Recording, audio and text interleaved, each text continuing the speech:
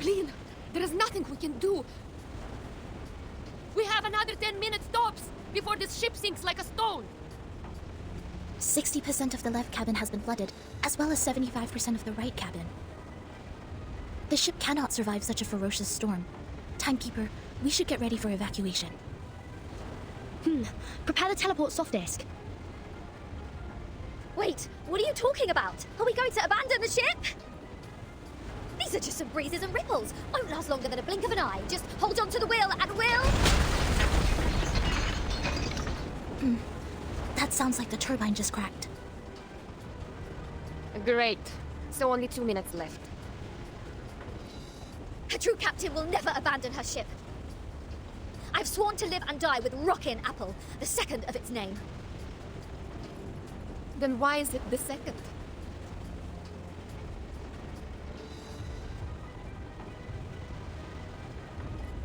Damn it.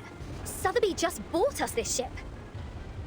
I racked my brains to think of all the assurances I could give to get that governess off my back. I think it's better for us to embrace the fact that all things would come to an end, Captain. Sometimes, deserting is to leave for another battlefield.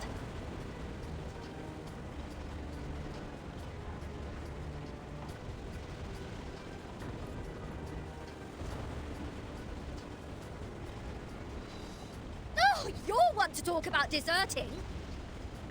If it wasn't for you, we wouldn't have ended up like this in the middle of the... Timekeeper, we have an emergency. The teleport soft disk can't be activated. I've tried other contingency teleport incantations, but none of them worked in this area. Neither did the communicator. It's as if something is jamming the signal. I see. I have a question for you, Zanato. Please, Timekeeper. In the field mission evacuation instructions, apart from the part about asking the Timekeeper for help, is there anyone else we can reach out to for rescue?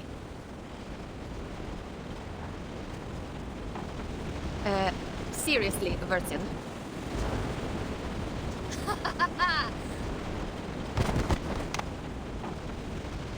I see what's going on now. This is a trap! And you are behind all this. It is you who play that nonsense travel note from 1999. And lured us into this random sea in order to torture us, afflict us, and now feed us to the fish! Go ahead, give us the wicked villain laugh, you Manus mole! Quit playing innocent here! I don't know. I mean no harm. Nice try. See what else you got to say when this pirate opens your battery cover and finds Maiden Manus there. Please, do not shake me. If I broadcast how to clean kitchen appliances for you now, will it brighten up your mood? Like hell it will. Can't you see? My ship is going down, along with my record collection and your battery cover, to the bottom of the sea. For good! Even John Lennon can't do anything about it now. I'm terribly sorry. I can't see. I can only touch, hear, and imagine. How about this program? Lesson 101, the express route to heaven one shouldn't miss. I think it would serve you better. I can't stand this anymore. My records, my Dr. Peppers, my pirate radio, my Rockin' Apple II! For crying out loud, what have I done to deserve this?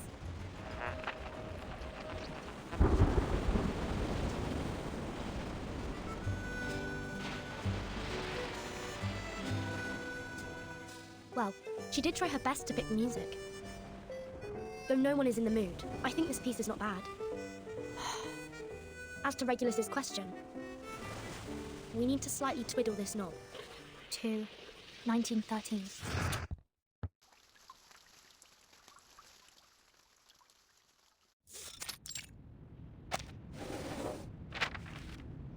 This is... the official letter of appointment from the Foundation. Congratulations, Vertin. After the long evaluation period and the re-examination, the Storm Reformation, Manpower, and Discipline has been officially approved by the Pact's Security Council. Team Timekeeper is now a legitimate, independent department. You are now granted a more flexible autonomy and independent budget.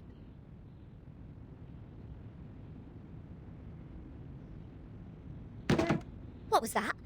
Did you say budget? Does that mean the Foundation will buy, assign me a new ship? Unfortunately, independent means doesn't rely on others. I could apply for a ship for you, but it's not guaranteed. Misers. Fine. Not that I wanted an obsolete ship painted in grey as shepherd check.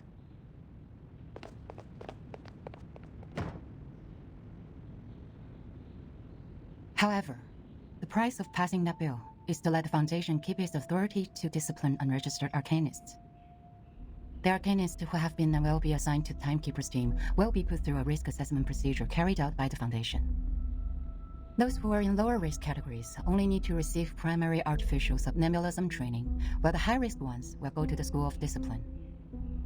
But I will make sure they will be registered as members of Team Timekeeper when they enroll. I see. I have only one question. Are you still our point of contact for the Foundation, Madam Z? Yes, of course. Then I have no further questions. Meanwhile, Team Timekeeper can apply for secondment from the Foundation, Laplace, and Xeno if necessary. You can check this file for more details.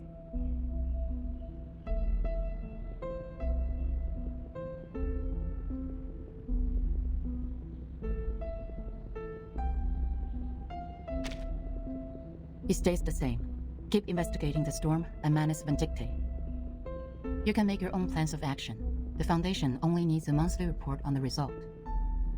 You're the first in command, Virgin. Okay. You already have a target, I assume.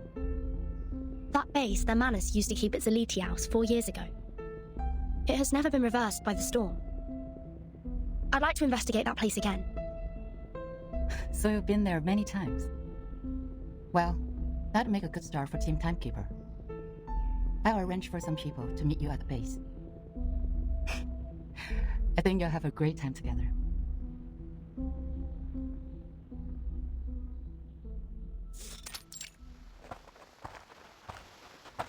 Oh, the fog is thick here.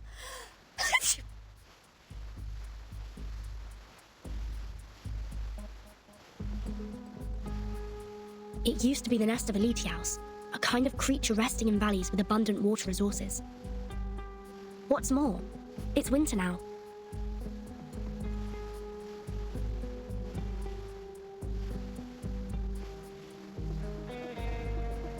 So why do I have to be the errand girl? The Foundation wasn't even planning to give me a ship. Mr. Netto is going through the procedures in the headquarters to transfer herself to Team Timekeeper. Mastruvis and Sotheby are on a break, for they have spent much time and energy clearing the woods and repairing the Foundation square. Miss Lilia has been given an administrative penalty because she broke into the rehabilitation centre not long ago. This leads us to the current situation, where only the captain and this apple are able to act freely. What? So in the end, was I, the renowned rocking pirate, the only one who didn't cause any damage to the Foundation buildings? Ugh! I have never felt so humiliated in my life! You're not planning on destroying this place now, are you, Regulus? No. Huh? Hey, see who's here? Lilia and a stranger.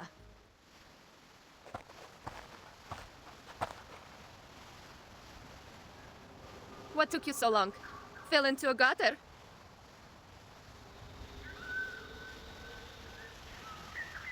Hello, Timekeeper. My name is Moisson. My employee ID is SF27602191908238X. I believe Madam Z has told you about me. I am now an official member of your team. Miss Morsel, welcome to the team. Madam Z said you're an excellent shooter in Arcanum. She's too kind to say so. In fact, I have a lot to learn from you. Also, thank you for taking good care of Miss Sotheby. Hold on, you know Sotheby? According to Madam Z, Miss Morzan used to be Sotheby's private teacher. It is a long story. Let Miss Lilia give us an introduction to the base first. As the field operator, she knows this place better.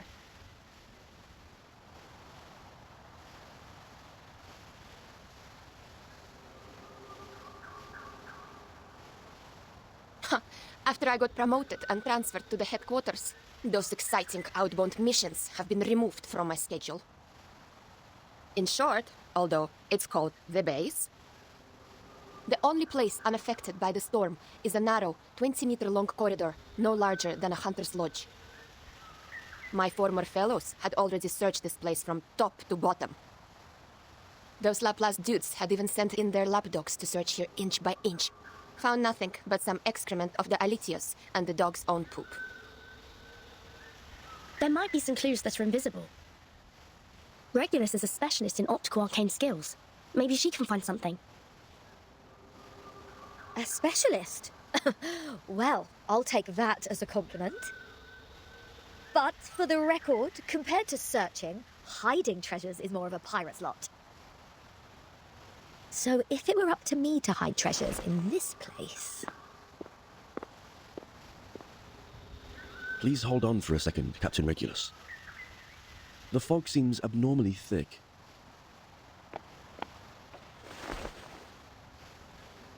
Ah! Ambush! Ambush! These brats nearly shot my hat off! Lucky you, they hit the jackpot right away. There shouldn't be any ambush in this place. Easy, Ms. Regulus. Please carefully retreat to my side. Ms. Timekeeper, please cover us. Nothing unexpected. For now.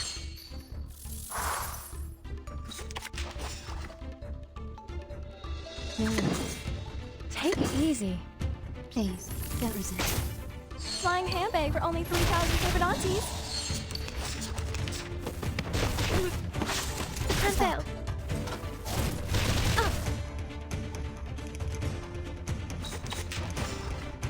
Handle it gently. Plan A. Try for free. Try for free. An unconventional choice.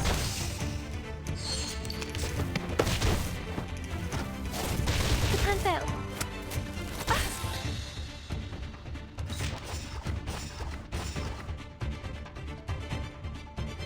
It will all be fine. No worries. I smell the scent of Lincoln. Please, don't resist.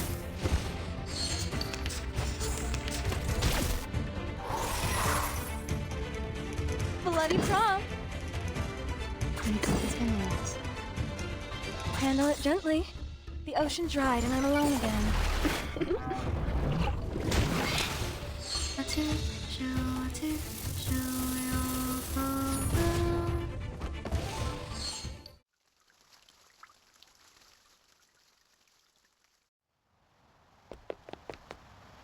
Hold on.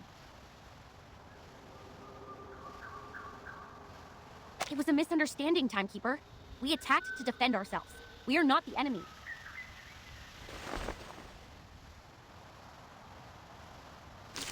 We are the investigators from the Foundation. These are our IDs.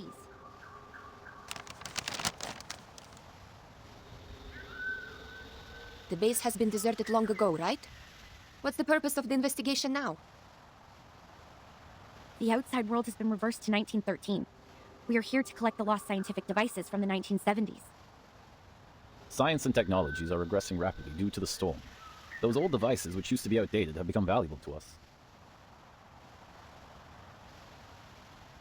I see.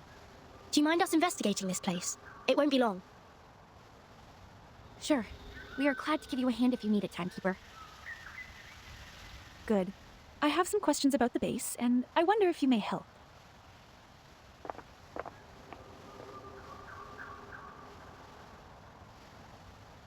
So it's just a mistake.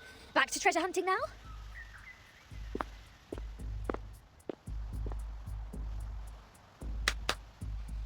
Let's see what Zeno and Laplace have left here. Infrared shotgun. Oh, Magalev autofeeder. Kato calibrator. Oh my god! And a full box of Laplace's military chocolate.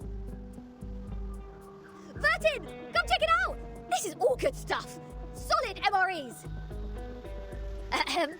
This pirate with a heart of gold wouldn't mind tasting it for you. I don't mean to rain on your parade, but even dogs won't eat those things.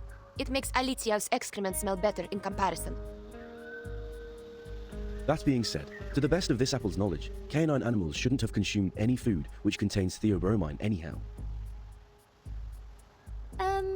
Then can I have it or not? There is nothing to be worried about, since the captain is not an animal of the Canidae family.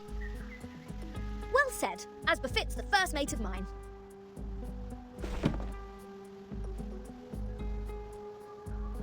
Wait a second, Regulus. Show me the thing in your arms.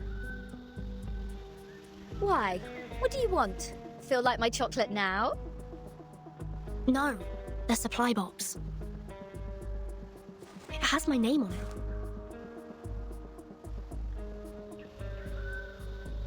Wow, true. Are there any other Vertin in the Foundation? As far as I know, no one is called by that name but me.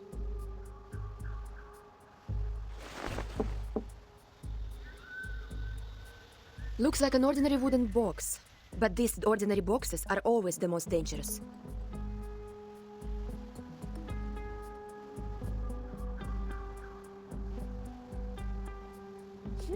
So, turns out we did find something useful in this treasure hunt. It even has Vertin's name on it, like a celebrity autograph. A treasure indeed. Regulus, wait, don't... No one can stop a pirate from opening her fresh trophy!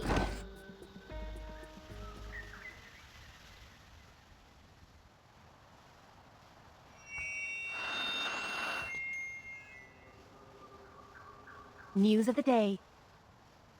The Outcasts held the 11,231st pep rally in the Mammoth Cave, Kentucky. They eventually unanimously passed the principle of dozing in spring, relaxing in summer, slacking off in autumn, and hibernating in winter. Practical Modern Incantations has now been reissued for the 77th time. We are now at the end of the 20th century. This book still remains the #1 book on the list of most regretful purchase on Classic Score by The New Yorker. Biographer Erd has recently published her latest travel notes, Roaming in a Peyron, which has started a new round of craze for traveling in the Aegean Sea region. The chief editor of The Voice of the Millennium strongly recommends this book, praising it to be the literary reproduction of the romantic, elegant, and classical dreams, a glimpse at the golden era. Among them, criticisms abound. The Babylonian Review issued a warning that the author's observation of the Apollo star was fatally inaccurate. Self-driving tourists can easily get lost in the Gorgon Current backwash if they do not correct their direction by 3.14 degrees on the Ford Sextant Model T. Time for late-night news. What? End of the 20th century? Voice of the Millennium? Is this radio broadcasting news in 1999?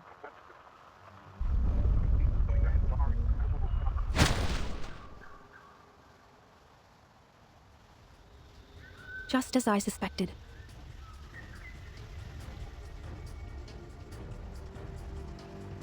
Since Timekeeper hasn't reported the time of this era to the Foundation, you two, as the Foundation's investigators, shouldn't have known what year this is.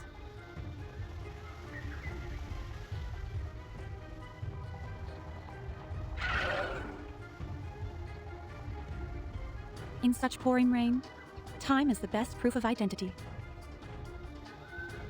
Huh, I get it. Not a bad plot.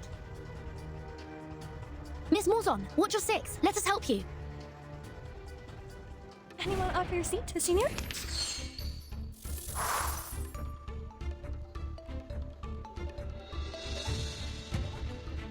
Relax. Take it easy. Pansy. Thank you for your cooperation. My child, here's something fun for you. 3, 2, 1, down.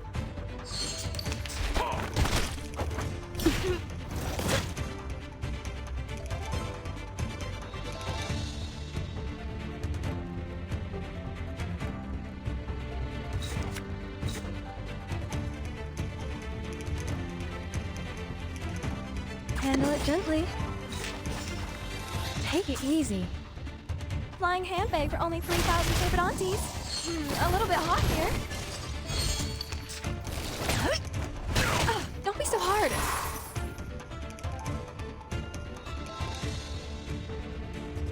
Planting. Pansy. No roses.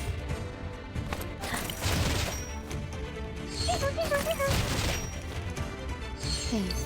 That was it.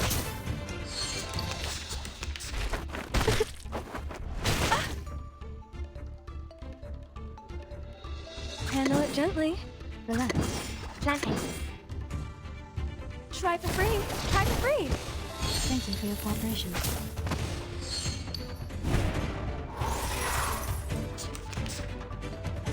Bloody prom. The show's on, hounds. No worries. The ocean dried and I'm alone again. Time was for no one, even for a great people.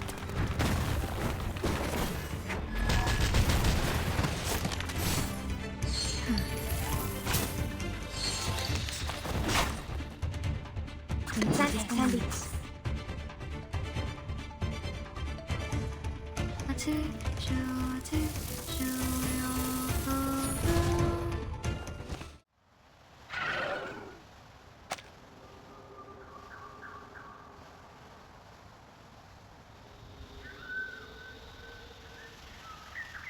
Didn't expect them to be clever enough to disguise themselves as the Foundation's investigators.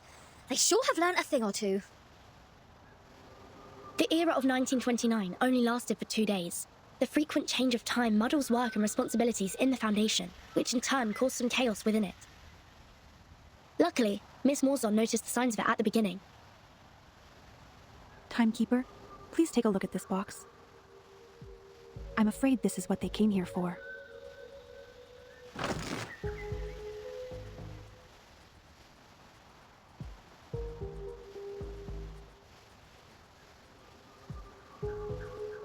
This is... the Manus Marsh that used to stay immune to the storm.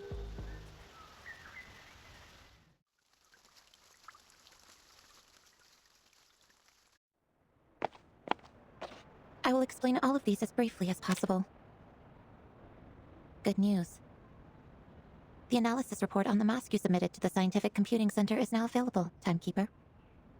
We found the same component in it as the raindrop from the storm. This is a component named asymmetrical nuclide R by the Scientific Computing Center. Its name comes from the bifurcation structure it presents under the Arcanum imaging. The Scientific Computing Center has also run some tests on the samples of the raindrops you previously submitted.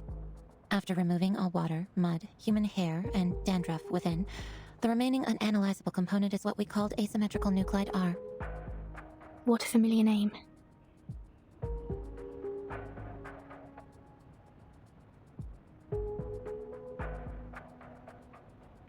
But it disappeared right away, and we only have a photo of it. Fortunately, we extracted the staple form of it from the Manus mask. It might be the key to staying immune to the storm. Does that mean it'll be possible for the Scientific Computing Center to develop protective gears which are immune to the storm? Like the Manus does? Seems to be so. A credit to you. The whole center is crazy about it, and I'm responsible for passing along the good news on behalf of my fatigued colleagues, who stayed up all night and suffered from neurasthenia. We need more samples. This is a sampling device for asymmetrical nuclide R. It's the one and only. The manual is in the interlayer. I'll be careful. Thank you, Mesmer. Don't be. I'm just delivering this for someone else.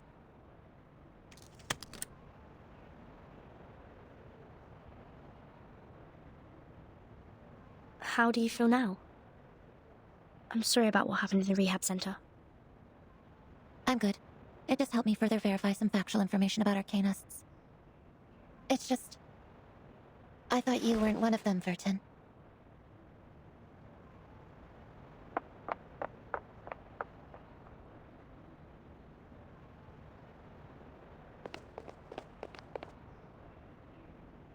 I just heard some spirit-lifting news at the hall. Phenomenal achievement, Timekeeper.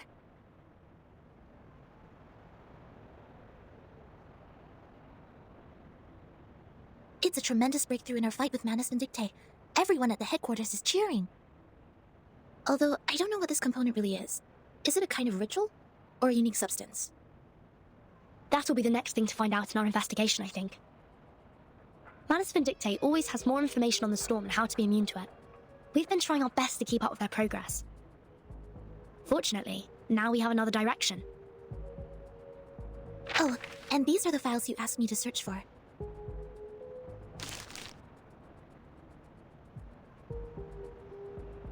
Luckily, the SPDM library has every single issue of Global Arcane Geography since the 1960s. Also, Miss Sotheby accepted your request. Thank you, Sonetto. With these files and the help of Regulus, that should be enough.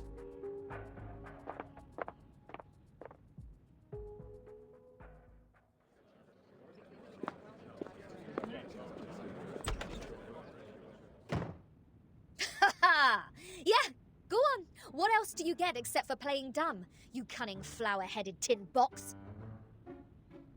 Speak! Tell us what you know! Like, what were you doing in the Elitiao's base? In what way are you associated with Manus Vindictae? And who put you in that box which has Vertin's name on it? I have no idea.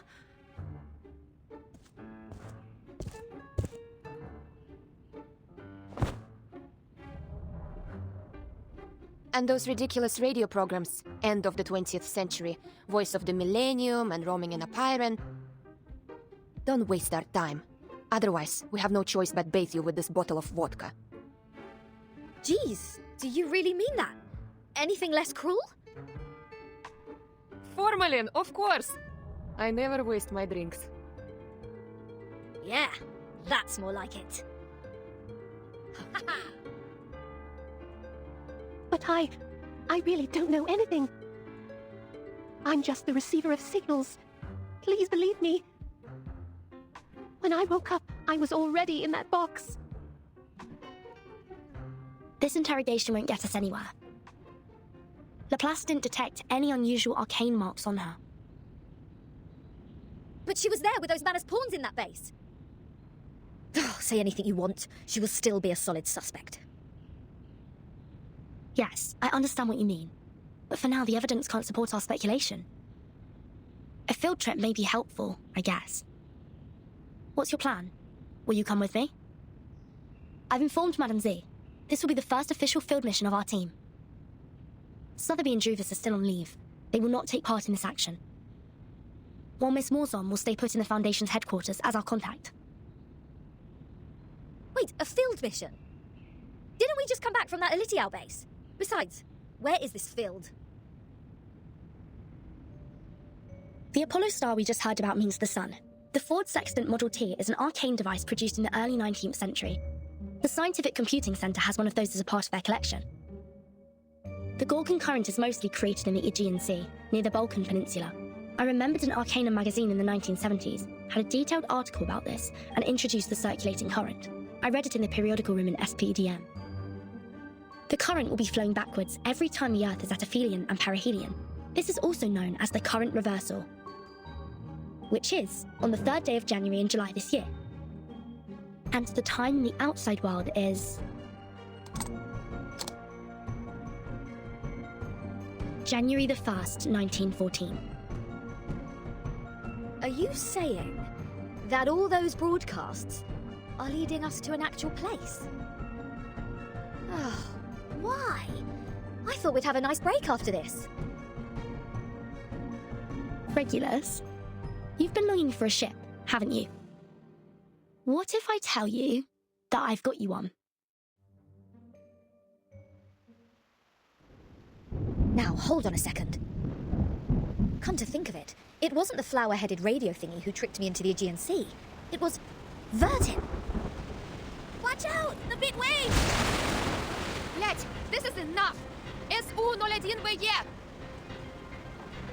Wait, Lilia! Are you sure about taking off in such stormy weather? This isn't a normal storm.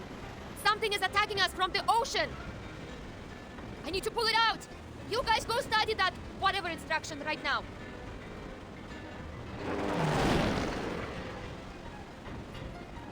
Haha, I finally got you, the bastard.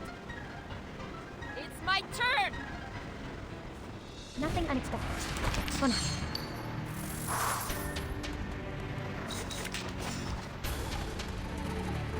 Relax. Handle it gently. Thank you for your cooperation.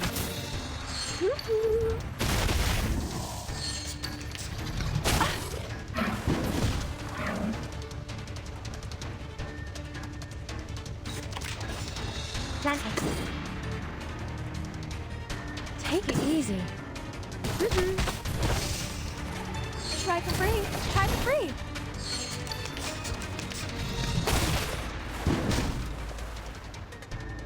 Bloody prom.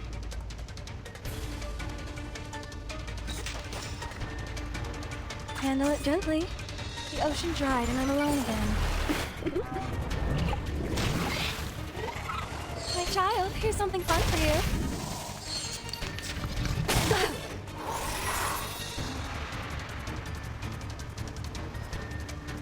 Candy.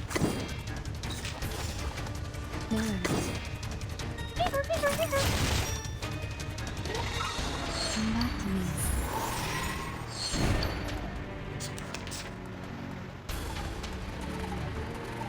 The show's on. Take it easy. Handle it gently. Time was vanilla, even for a great pick.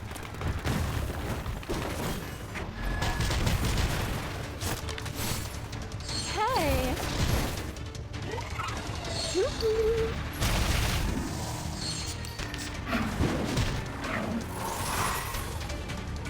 Candy, flathead, candy.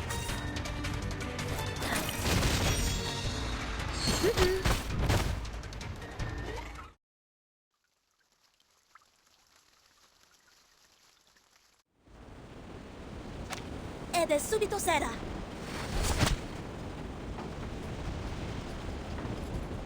Well done, Sinetto. Now cut the other halyard. We need to reduce the angle of attack and depower the ship. Roger that. But we can't stay like this for long. Bertin, have you thought of anything? It's not working. I've tried different ways, but the Tempest blocked every signal I sent for help. So is that it? We are as good as dead? Wait, there might be another way. I'm sorry, Miss Radio. I need to borrow you for a second. Huh?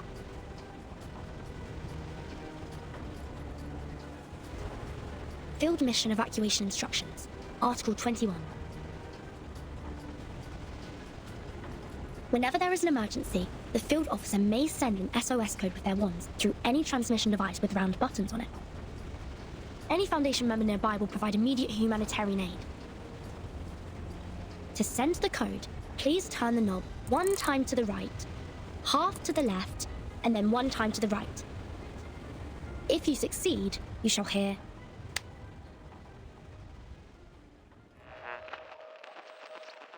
May the peace be with you. I've never seen such a tremendous visual.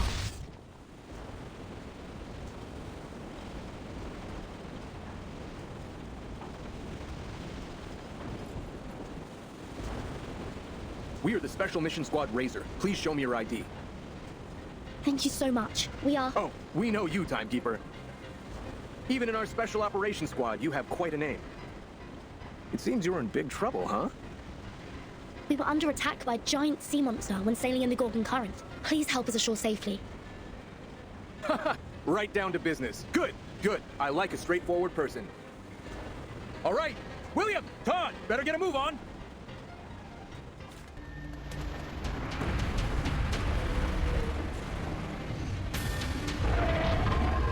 Nothing unexpected. For now.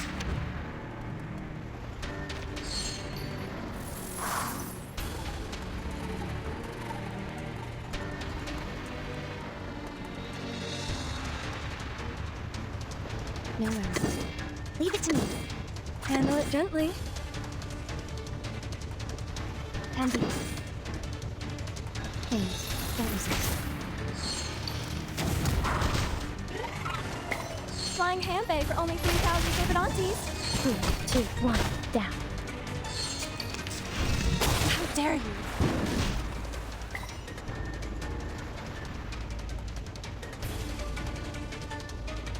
Loaded. Take it easy. Planting.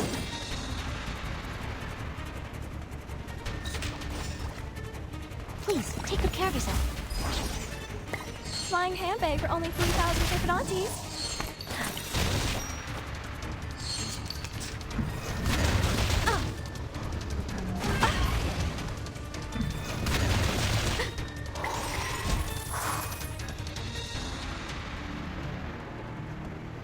Relax. Handle it gently. Handy. Leave it to me. Phase. Don't listen. Try for free. Try for free. 3, 2, 1, down. Power from the soil.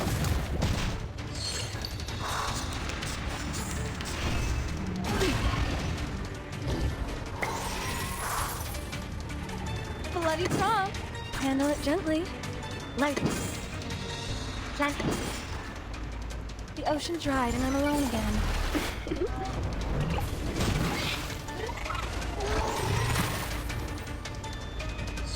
A little bit hot here. Please cease resistance.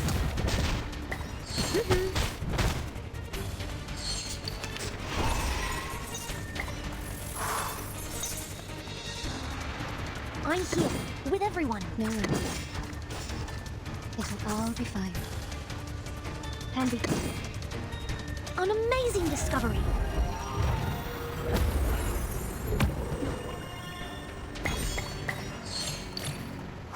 Breathe.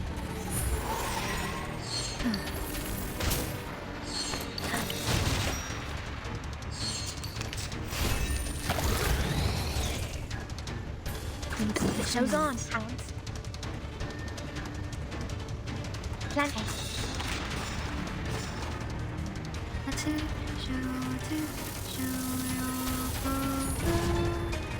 Time with the noble, even for a great people.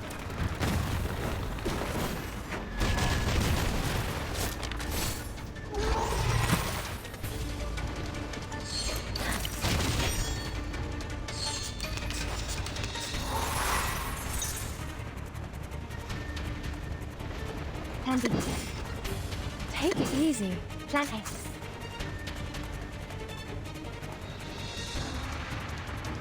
Loaded. Unconventional choice. Try for free. Try for free. Unconventional choice.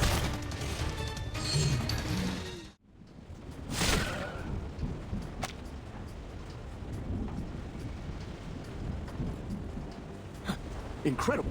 Is that a full-size Gorgon? I've only read about this ancient sea monster in literatures. Watch out! Its eyes will turn you into stone! There has been no witness report of a Gorgon since the 12th century. I thought the current was simply named after the mythology. Well, it's my privilege to have the chance to fight against it, huh? William, Todd, let's see who gets it down first! Entity should not be multiplied unnecessarily. Captain, I hope you still remember our founding motto.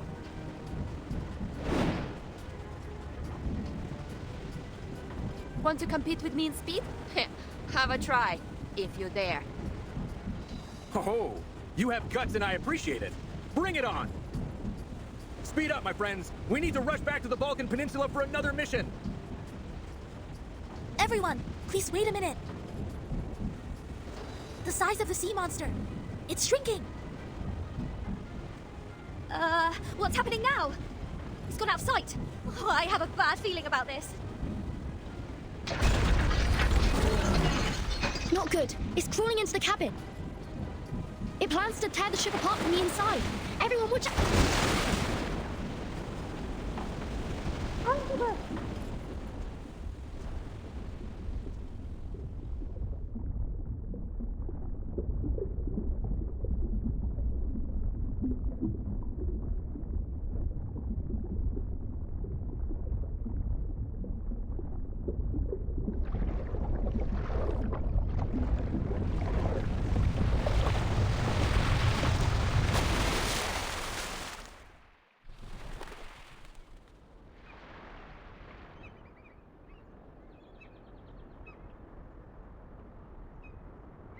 Your watch was wrong.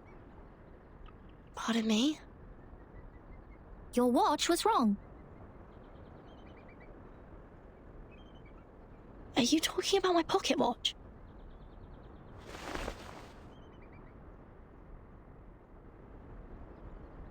Your watch was losing time, so I fixed it for you. I don't understand. Do you mean this is the right time? Yeah. This is the year 2007, is it not?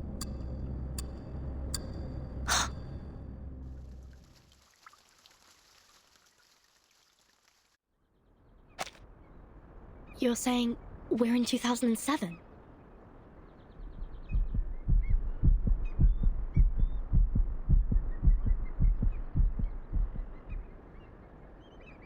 Do you know the storm? Is that how you call it? We call it the emanation. The tide of Numa is pouring down from above and converging. It would raise as a tsunami and break the world of matters where darkness abounds. I don't understand.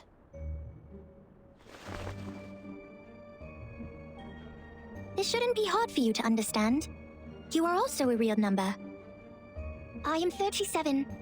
What's your number? I'm Vertin. No. I'm asking your number. The scripture says only the people who are still in search of their essences would identify themselves by a combination of meaningless phonetic symbols. Well, so you don't know your number yet. Just like Sophia.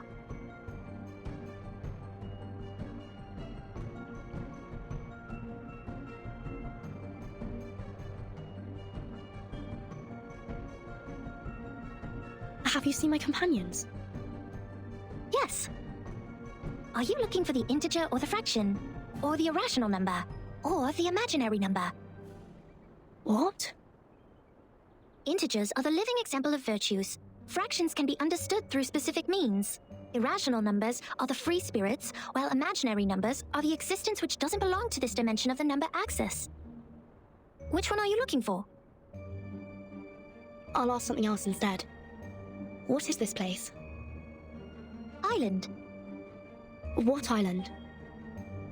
Have you seen another island? Maybe another question. Did a biographer named Erd visit here before, in 1999? 1999? Oh, 1999. 1999 is a lovely, centered triangular number. But I believe this number has been abused in the Doomsday stories. I mean, people are too invested in its meaning. In fact, 1999 is nothing special compared to 1991 and 1993. However, 999 is a brilliant number. It is a Capricorn number, a palindromic number, and the largest three-digit natural number. Sorry to interrupt, but I only meant to ask about Erd the biographer. She'd been here on this island and written a travel note called Roaming in Aperon. Does the name or the book ring a bell? I am sorry. I have no idea about the fragments of matters you're talking about. Fragments of matters? Help! Somebody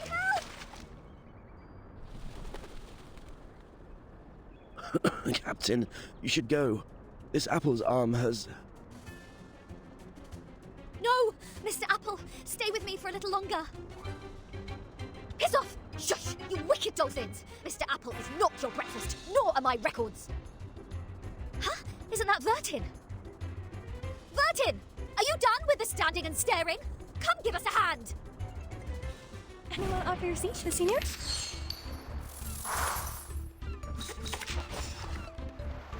No worries. Handle it gently. Thank you for your cooperation. Flying handbag for only 3,000 turbidantes.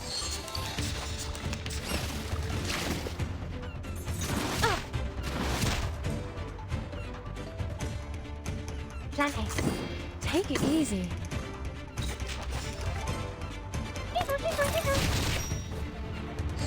A little bit hot here.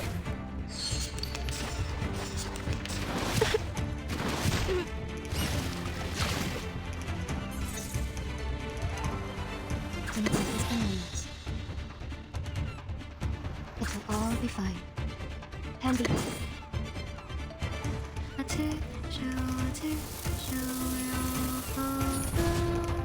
Thank you for your cooperation.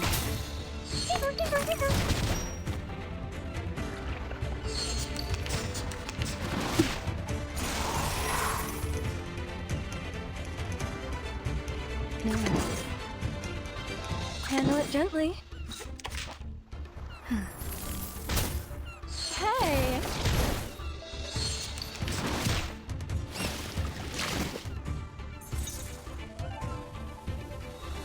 The show's on, hounds. Planting. Relax.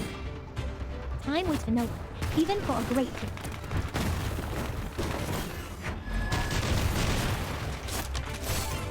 Not an unconventional choice. Come back to me.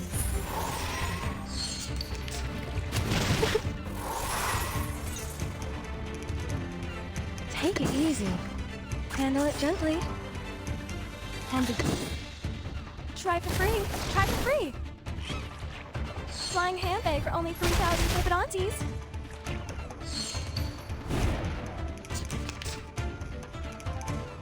Bloody prom. Handle it gently. The ocean dried and I'm alone again. A little bit hot here.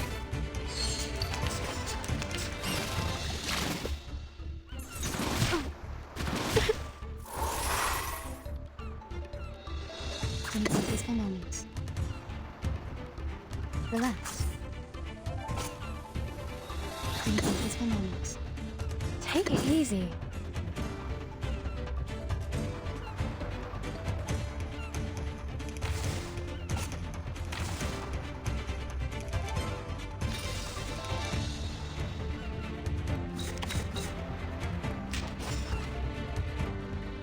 Take some peaceful moments. Relax. Would you buy me a drink? I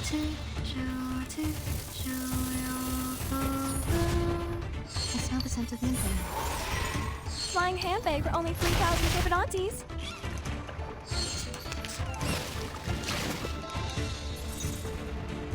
Bloody prom. Planting. Candy. The ocean dried and I'm alone again.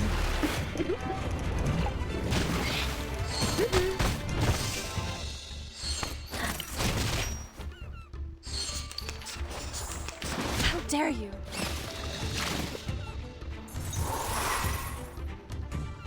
Take it easy, Andy. Try for free. Try for free.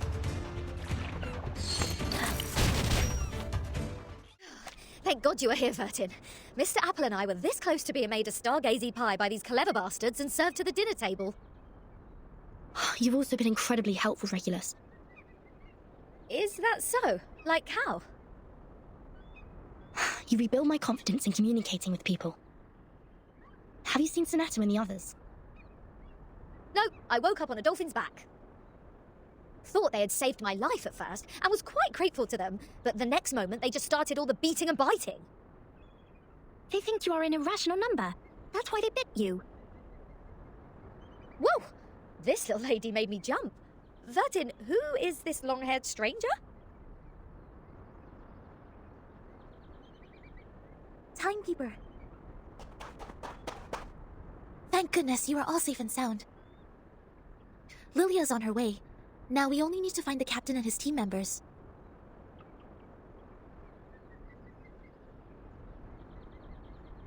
Sonato, these people are... They are the Apiron believers. They lent us a helping hand after the ship went down.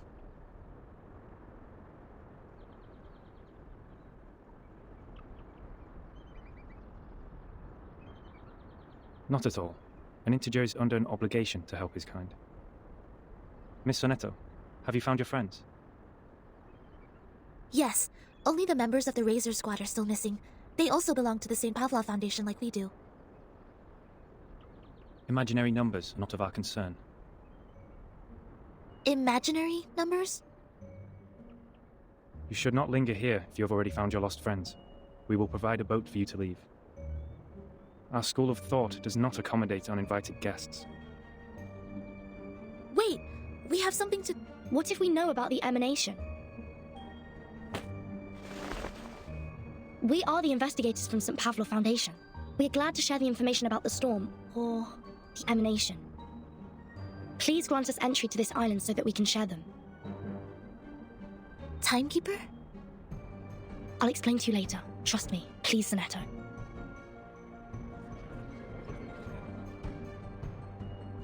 Come this way. We will talk. However, only integers and fractions are welcomed here.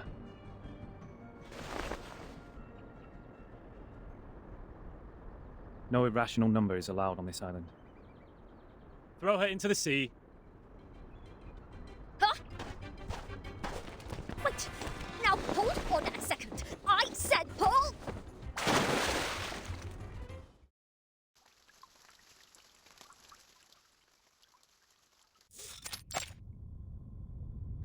Yes, all is well.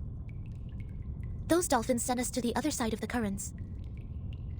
And one more thing, Captain, and I'm asking this with no ill intention. May I know your lineage?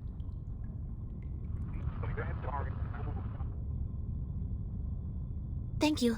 I wish your next mission would be trouble-free too.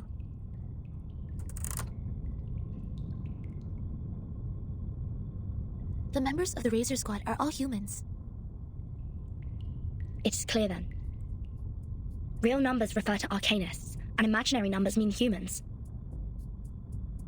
Then what is the rest of this nonsense? Sonetto, Vertin, and this apple are integers. While Miss Lilia and I are fractions. Don't bother asking. I'm pure blood. This apple is also made of pure apple juice. I only consume 1.5 volt DC. So it's not determined by our lineage, or Regulus would have been an integer too. So why on earth am I the irrational number? Why only me? Unfair. I demand the ruling to be changed. Shut up. We grappled hard to get you on this island. So you have no choice but to stay in the worst guest room. Do you call this a guest room? A cell, more like?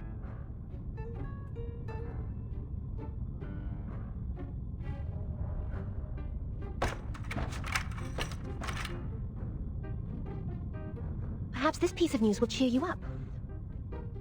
We are prisoners in the world, and our body is the cage of the soul. Oh, cut me a break. Might as well play us some rock music.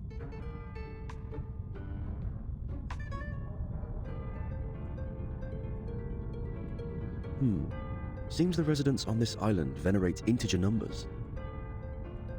And irrational numbers, or the non-terminating, non-repeating decimals, cannot be represented as the ratio of two integers, hence they are discriminated. No, no, no. Who are they to judge and decide me to be the irrational number? I was the only person who didn't cause any damage to the Foundation in the previous protest. Oh, why do I get to have the worst of both worlds?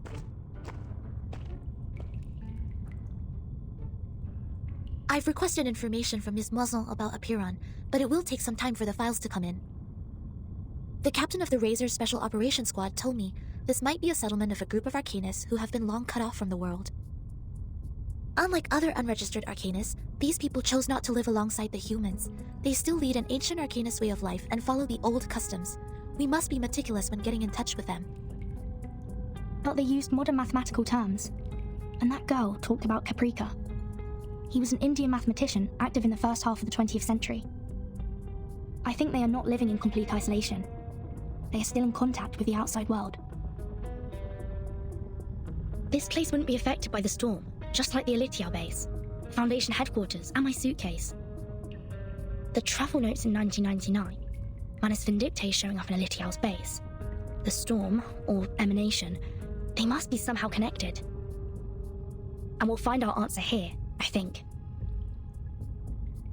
Very energetic, Capitan. By the way, how come nobody's here to welcome us? They wouldn't suddenly decide to detain us all just because we have an irrational number here, right? I'm with you all the time.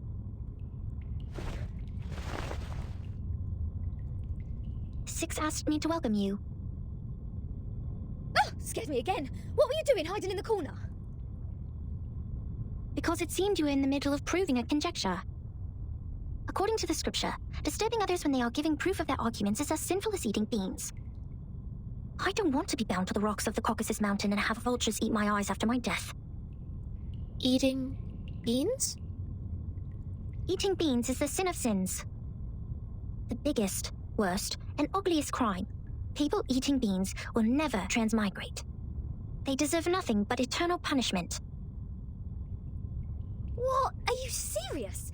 Is this rule only for soybeans? What about broad beans, snow peas, chickpeas? And what does it say about other bean-based products?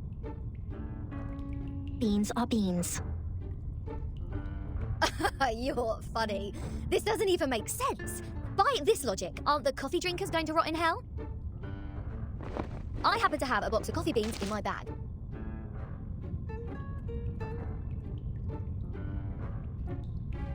If I put one coffee bean in my mouth, will the vulture get me right away? No way! Whoa, easy, mate. Do you want to get physical? This pirate is not scared of you.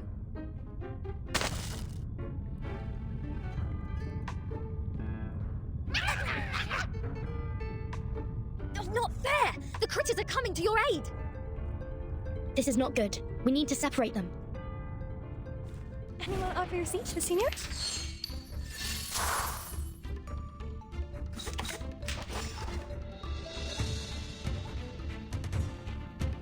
Handle it gently. My child, here's something fun for you. How dare you?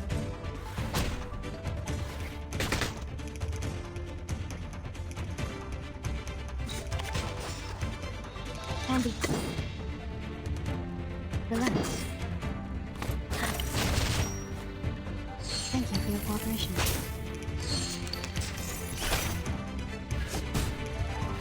Stop. Take it easy. Planting. No worries. Try for free. Try for free. A mice pass. Free.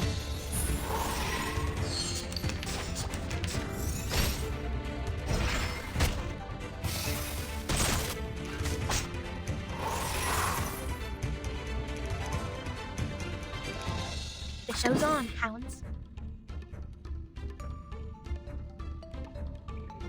Pansy, planting. Time waits for no one, even for a great feat.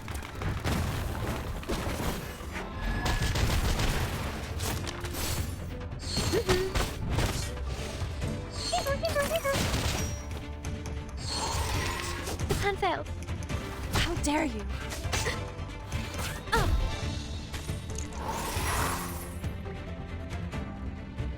Relax. Handle it gently. Pansy. Flying handbag for only 3,000 favorite aunties. 3, 2, 1, down. Planting, Pansy.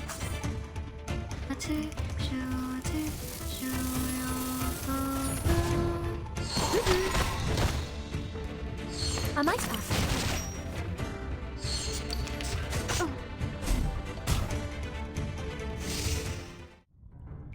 Let go! Let go! What are you, a dog? Ugh, Vertin! Sonetto! Lilia! Get her off me!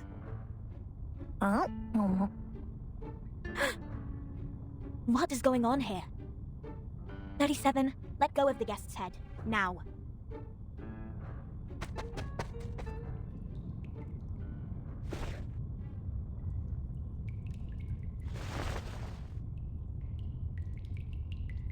Sorry that I'm late. I'm Sophia, the corrector of Apiron. I will take over from here. Oh, finally! We have an ordinary person here. Please, let's talk on the way to the outside.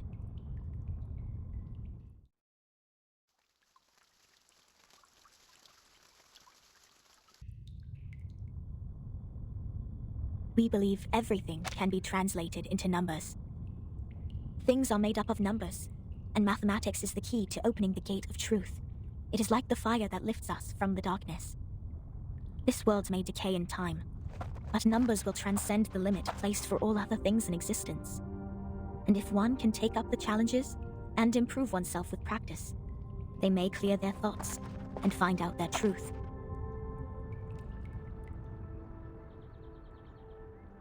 That is, to find out the number of their soul. Oh, this is more like a place for proper conversations. Broad, open, as vast as the high seas. Hold your horses, Miss Regulus. If you were to speak of consuming beans again, I will have no choice but to send you into the depths of the sea. Fine, fine. Haven't done anything yet. Miss Sophia, could you please repeat all the taboos on the island? It was too dark in there. I didn't take them all down. Worry not, Miss Sonetto. I have them all recorded.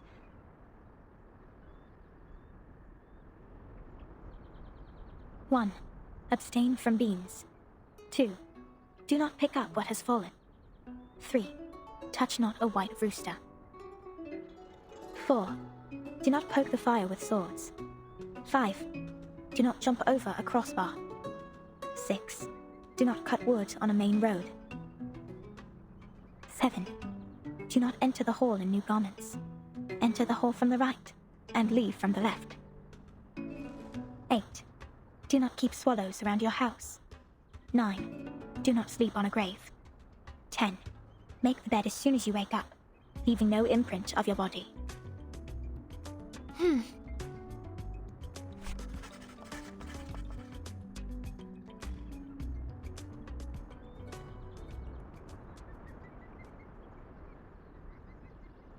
What strange obsessions are these? Even the police in London would be less officious. This is an archaic Arcanist group we're dealing with. I assume they have their own reason for these. But what else are we going to do if we can't pick up the things on the ground? Just let it rot? Oh, this doesn't even make sense. You are indeed an irrational number. Huh? What about me? Though I can't identify the exact number of yours, it's never too hard to tell the number types. Like you are a very typical irrational number.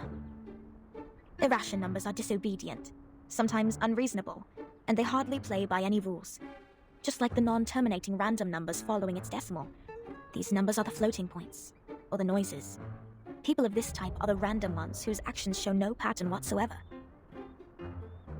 Disobedient, unreasonable, never play by the rules. So that's what their judgment is based on. Oh, she even gets the rock and roll part right. Stop pulling my leg. This pirate will not so easily be defined. What about you? What's your number then? I'm still learning. My time to reveal my number has not come yet. Oh, you don't know? Well, I can help you with that. You are an irrational number 2.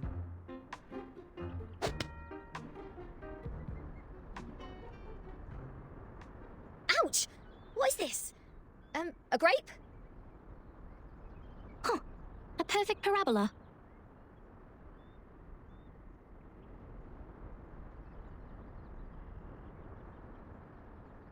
Oh, it's you again.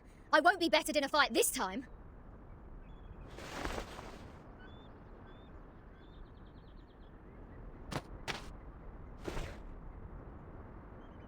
"37? Shouldn't you be off preparing for the doctrinal meeting?" 6 asks me to take care of our guests. But I'm usually the one who receives the guests. Engaging with strangers might be a little difficult for you. There's no causal link in these two events. People always bother you with trifles only because you're fine with it. Do not sleep on a grave, and do not cut wood on a main road. Idleness is the cause of the breakage of one's flesh and soul in the long journey of perfecting oneself.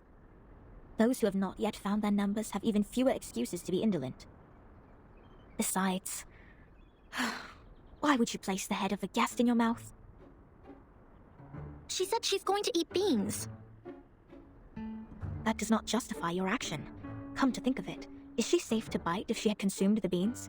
Wouldn't that make you the bean eater as well? The right way to deal with this is to throw the offenders into the sea. Let the Gorgon current take them and confine them in the ever-repeating circular motion. Oh yeah, this is the most optimal solution. How come you didn't think of it? This is one of the most basic set problems. Hello? Are we done with the chit-chatting? Conspiring to my face to throw me in the sea. Mind you, this pirate's tolerance has limits.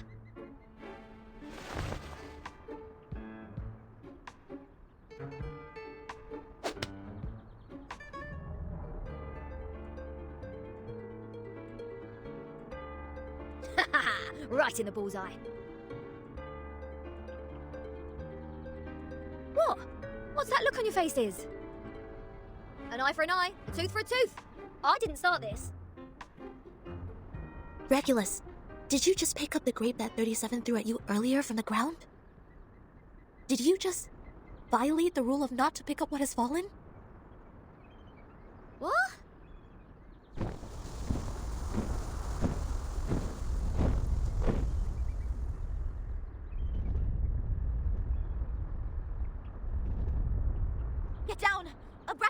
coming! It will take the offenders with it! A chicken's head and 2 snakes as a feet. What? What on earth is that? This is not good. They seem dangerous. Regulus, come to my side! Nothing unexpected. Go now.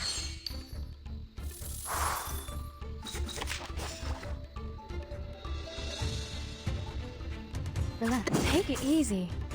Thank you for your cooperation.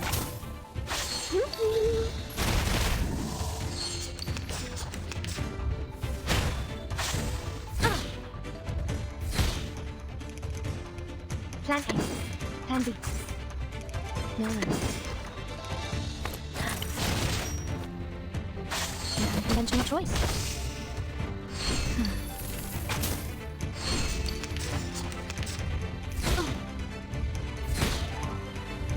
Plan failed. Handle it gently. The show's on, hounds. Plan A. A little bit hot here.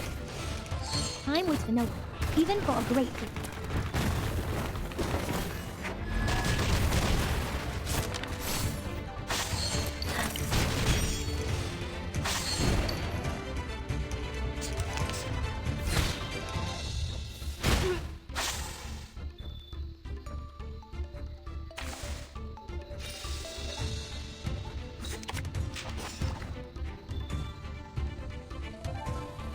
Handy.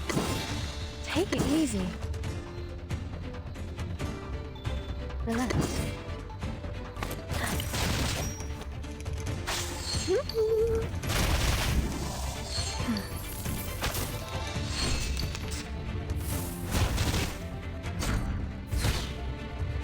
How dare you? When it's peaceful, it'll all be fine. Handle it gently. A tip, show your photo. Come back to me.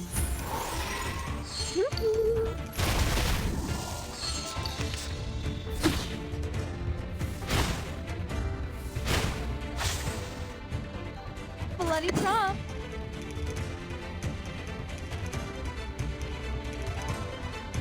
Plan A. Handle it gently. The ocean dried and I'm alone again.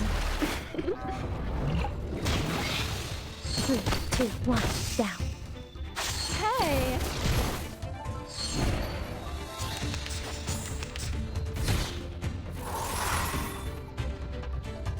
The show's on, hounds. Plan A. Plan B. Time waits for no one, even for a great group.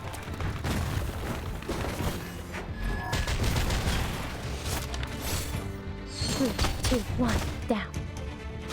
A nice pass.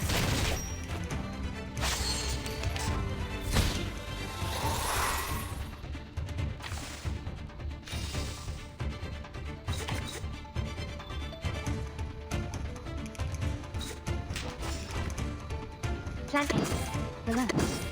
Take it easy. An unconventional choice. Thank you for your cooperation. Flying handbag for only 3,000 Tripodontes.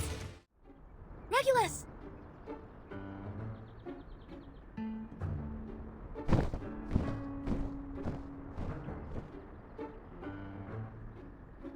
Captain! I can't leave her alone. This apple shall follow her.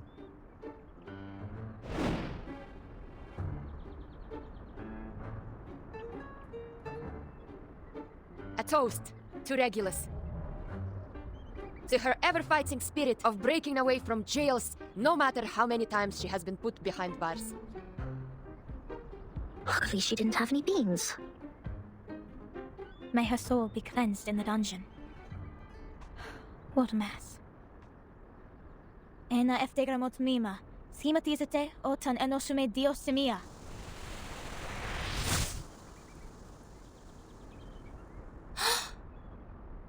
Timekeeper, did you see that? The arcane skills cast by the congregation on this island are very different from those we've seen. Mr. Apple is with Regulus. She won't be in danger for now. Let's follow Sophia.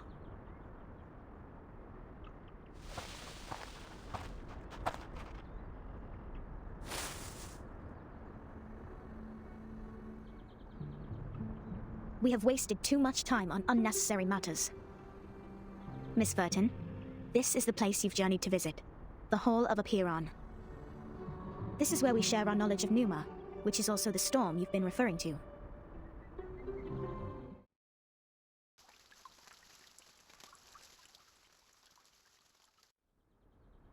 Before you enter the Great Hall, please place your right palm on the stone and swear to it solemnly.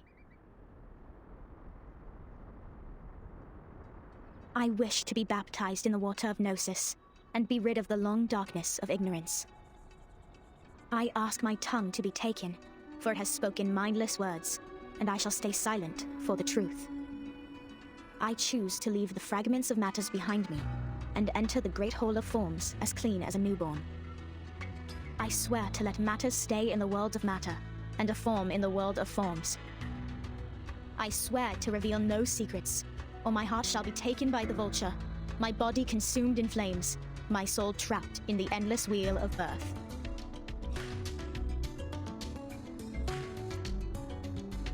Now, knock 3 times on the stone. Put on these ceremonial dresses. That be all. Remember to enter the hall from the right, and leave from the left. You are the humblest audience here, hence not allowed to speak. Please, stay quiet, and keep the secrets you heard at heart.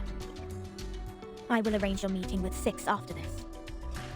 No problem. Miss Sophia, could you give us some privacy? Please, enjoy. I have nothing more to say.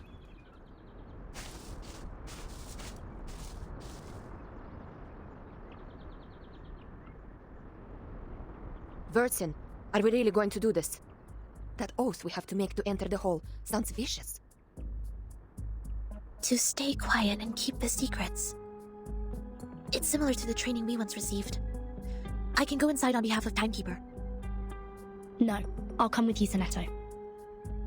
But I can't sense any sign of arcane skill on this stone. The oath is more of a formality than a curse. The warning is lifted then? But when Sophia repaired the floor in front of us with her arcane skill, there's no fluctuation of arcane power either. I can't even sense the slightest signs. It's either a kind of arcane skills we're not able to detect, or the moment we stepped onto this island. We've been trapped in a tremendous ritual. That's to say, any arcanum used on this island is only a part of this giant flow. We don't know where this flow is leading us. We know nothing about it. It's too perilous, Timekeeper. I know, Sonetto. But as long as we obey their rules, we won't get into other trouble. The doctrine of the Apiron is to live in solitude and seek nothing but the truth. In fact, they've never been aggressive towards us. I think of this differently. Think, the pure-blood arcanist community, the unknown arcanum power, and the obsession with certain knowledge or identity. Sound familiar? Yet, we haven't spotted any traces of the Manus here. Manus Vindictae is like the rat living in the gutter. I don't think they will let go such a favorable chance. Which means, we need to find out the truth. I believe in Timekeeper. I have 0 interest in this meeting. I'll stay outside to keep a lookout. Take care.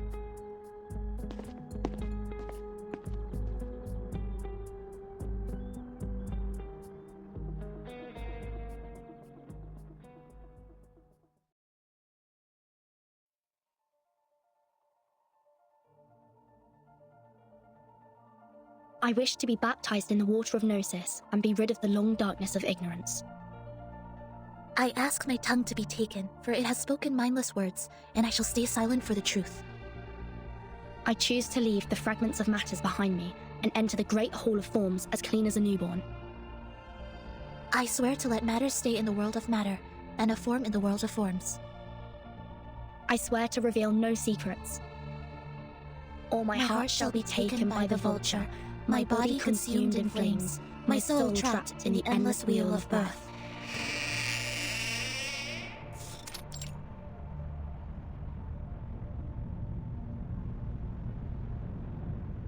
Fellow brothers, sisters, our quest for Gnosis had suffered 3 unprecedented crises. First was the discovery of irrational numbers, and then the creation of imaginary numbers. Last was the loss of the grand unification of different lineages. The truth was buried, and history was rewritten. But the emanation is not a crisis. Instead, it's our last salvation. The supreme existence has once again shown itself to us. The door to the everlasting transcendent world of forms has opened once again. As Numa pours down, things are rewound to the world of light. Everything in the world of matter breaks into pieces, for they are as delicate as a petal before it. We, who have the honor to witness the emanation of Numa, have the privilege to survive the turning of the Wheel of Birth. Because we know the truth. Our survival is destined. It is the beginning of a mission to bring the unseen truth into this world.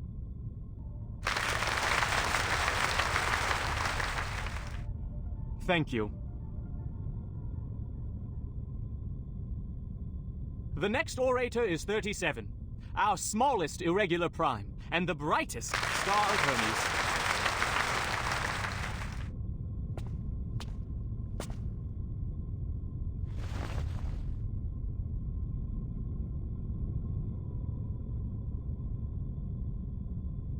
The emanation in 1929 only lasted for 2 days. All methods to calculate the Numa emanation failed. We found no pattern in the occurrence of time reversal. All our efforts in the past 4 years have gone completely wasted. That's the end of my speech.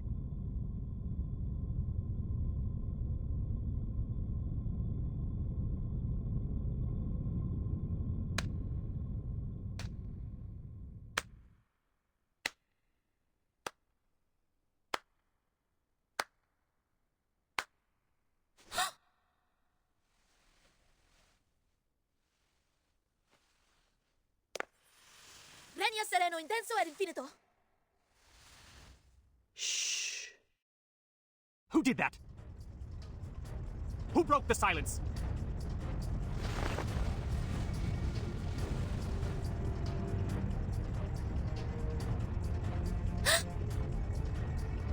Sorry, Timekeeper. I just... Get ready to run, Snetto. The Abraxases are coming. Nothing unexpected. Run.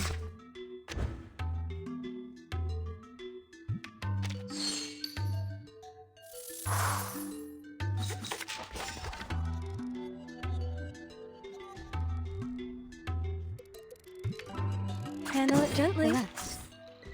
Flying handbag for only 3,000 Turbidantes. Stop. How dare you?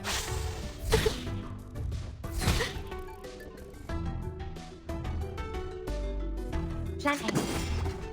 Pansy. Take it easy. An unconventional choice. A little bit hot here.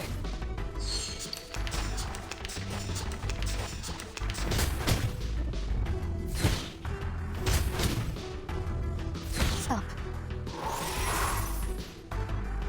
No worries. Planting.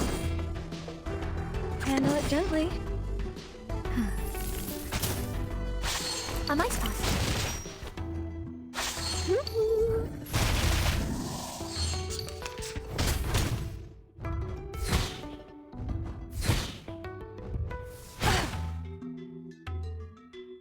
Bloody prom. We need some peaceful moments. The show's on, hounds. The ocean dried and I'm alone again.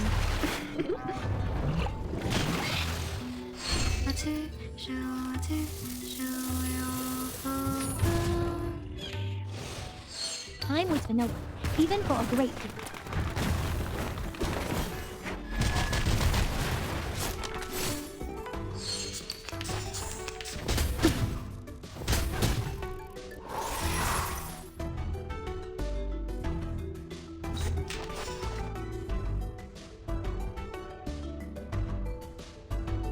Planting.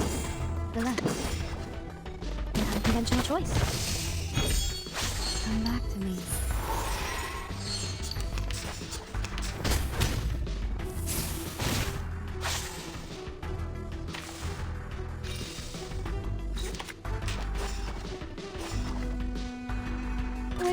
drink? Would you buy me a drink?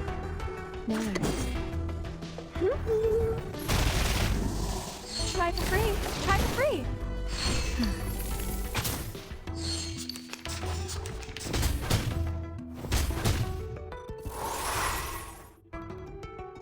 Bloody prom. Relax. It will all be fine. The ocean dried and I'm alone again. Thank you for your cooperation. I smell the scent of mint oil.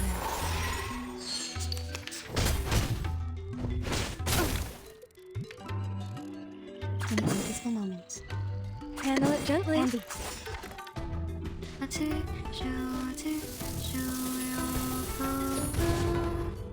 Flying handbag for only 3,000 favorite aunties. A mice pass. Hand failed. The show's on, hounds. Pandy, plan A. Time waits for no one, even for a great food.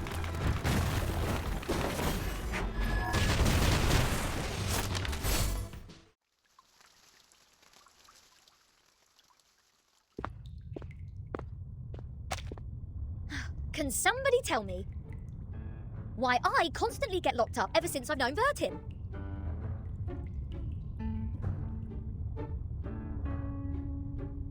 First locked up in a suitcase, then a Foundation cell, now this!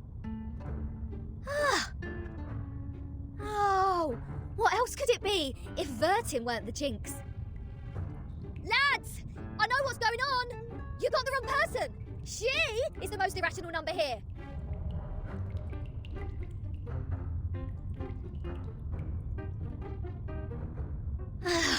I'm knocked.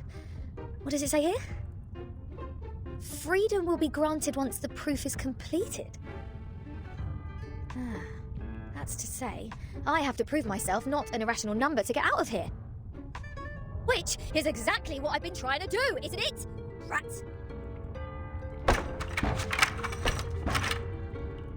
Ugh!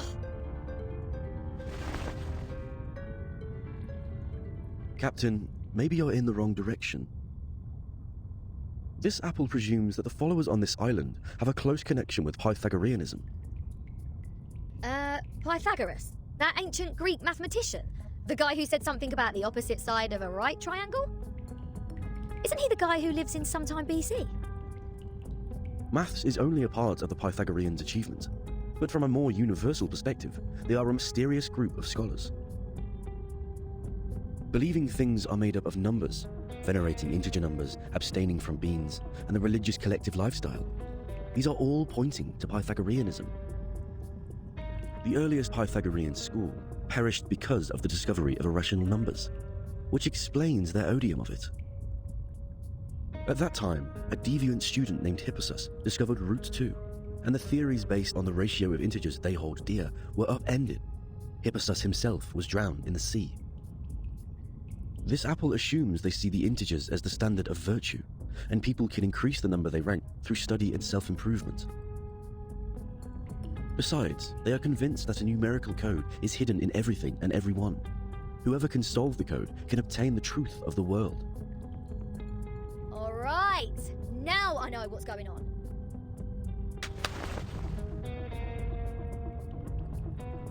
This pirate has had enough of this moral standard, which is obviously prudish, backward, and lacks humanitarian spirit. I'm going to tackle the root cause of this misfortune.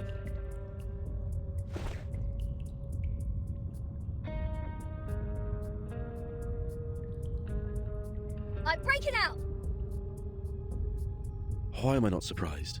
The captain quickly gives the sufficient and prerequisite condition to prove herself an irrational number. This apple may be able to offer some help.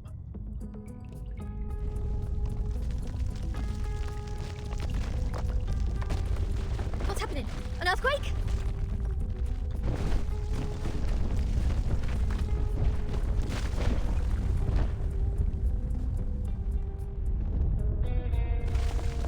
All Abraxases are flying in the same direction. Is this their habit, or... Ah! The roof is about to collapse!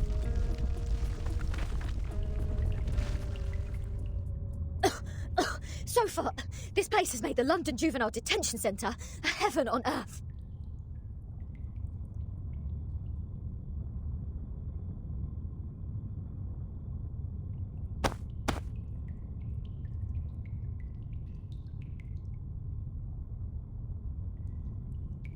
Is there a piece of paper? Did one of the Abraxases drop this? Strange.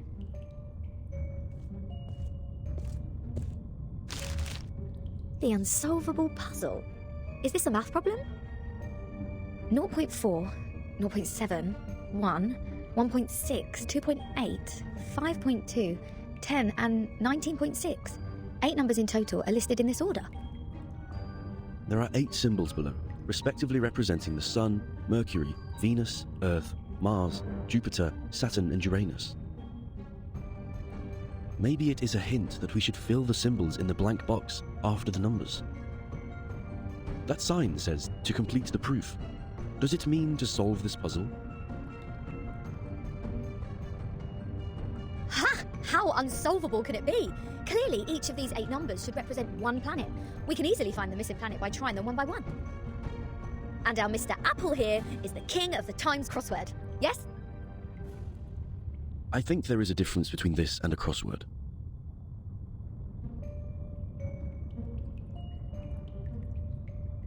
In this Apple's humble opinion, the ratio of certain numbers should match this number sequence, such as the radius, volume, or rotation period. Wouldn't the Sun be absurdly large if these numbers stand for their sizes?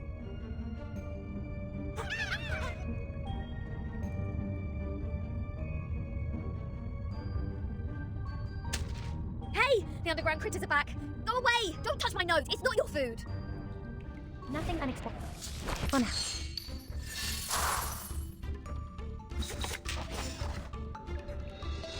Take it easy. Plan B. Flying handbag for only 3,000 Capadontes. An unconventional choice. It can't fail.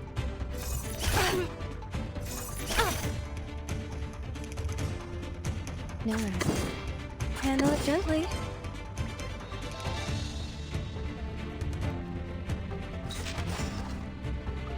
Thank you for your cooperation.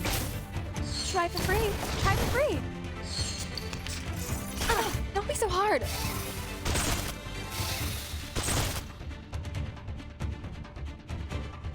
Need some peaceful moments. Plan A. Take it easy.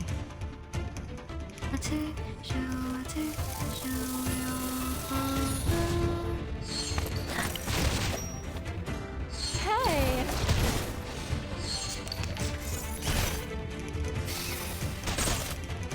Can't fail. Relax. Plan B. Handle it gently. I smell the scent of nympho now. Try for free. Try for free.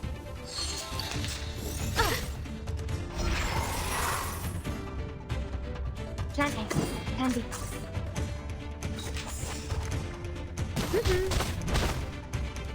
An unconventional choice.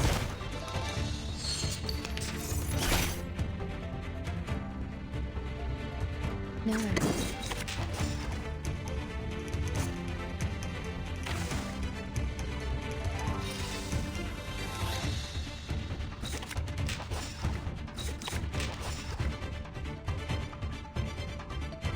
Relax. Take it easy. I smell the scent of nympho now. My child, here's something fun for you.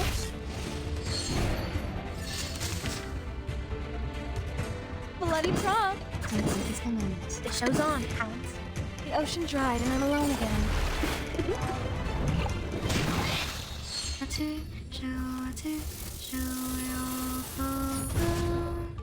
Time was the noble, even for a great feat.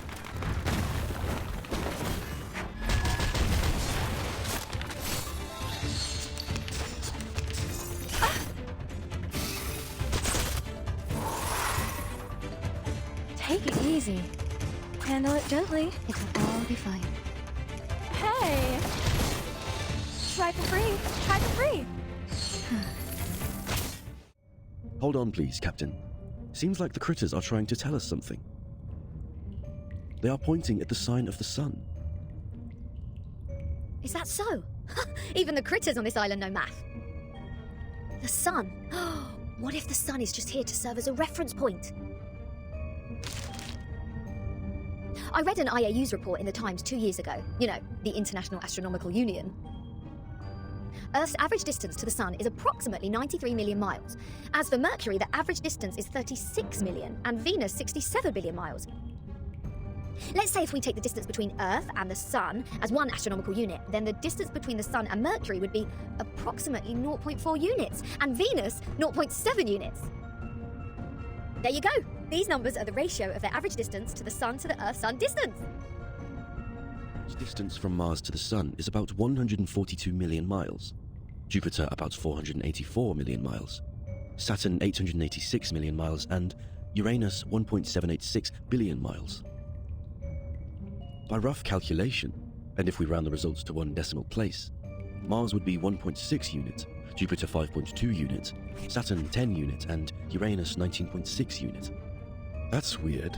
All these numbers one can hardly remember have become so clear in my mind. But if these numbers stand for the ratio of distance, what's the planet for 2.8? There's no planet between Mars and Jupiter. If the Sun is the reference, we will have one planet missing here. Is it really a puzzle unsolvable? Aha! Nothing is unsolvable. You are looking at the solution. There must be one planet out there, unknown to us as of yet, located between Mars and Jupiter.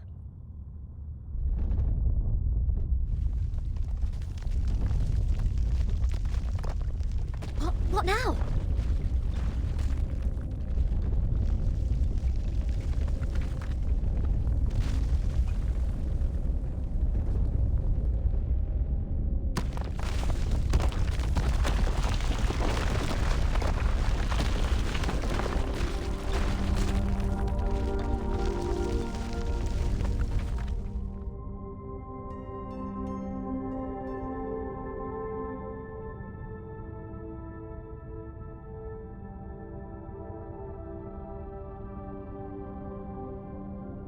What is this?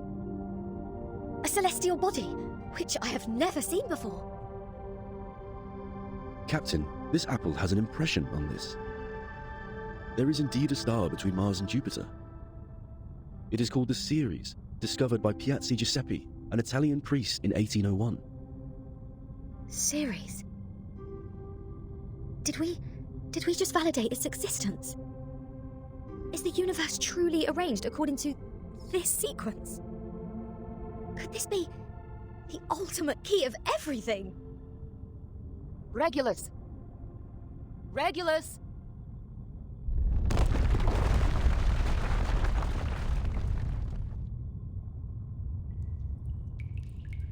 What are you doing? Good food poisoning after accidentally eating one of those critters? Odd. My head hurts. What was that?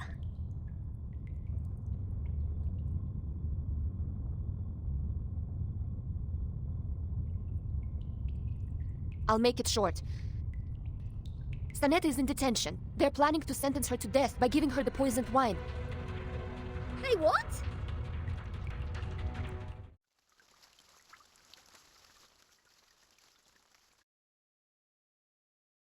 An old admonition is engraved here. Let no one ignorant of geometry or the irrational numbers enter. 37 told me you are the integers. She's the genius kissed by the god of truth. She can see our numbers and has never made a mistake. But I don't understand. Why would you break the silence at the meeting?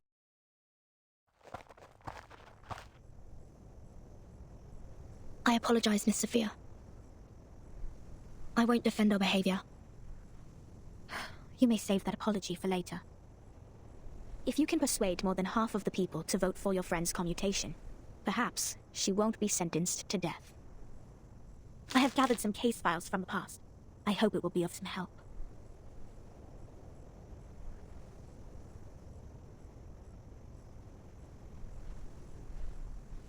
These files are... But won't you be in trouble for helping us? I have my own reasons.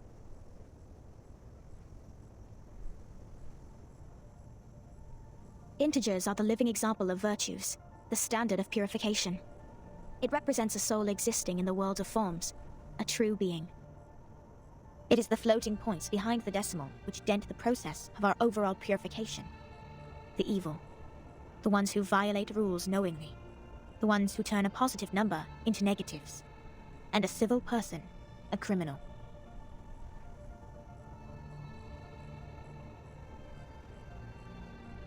If integers like you would lose your life over some unintentional mistakes, wouldn't it be a great shame?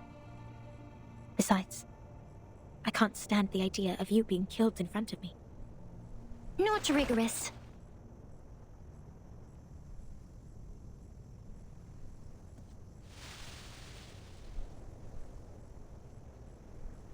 For one thing, we still don't know Vertin and Sonetto's numbers.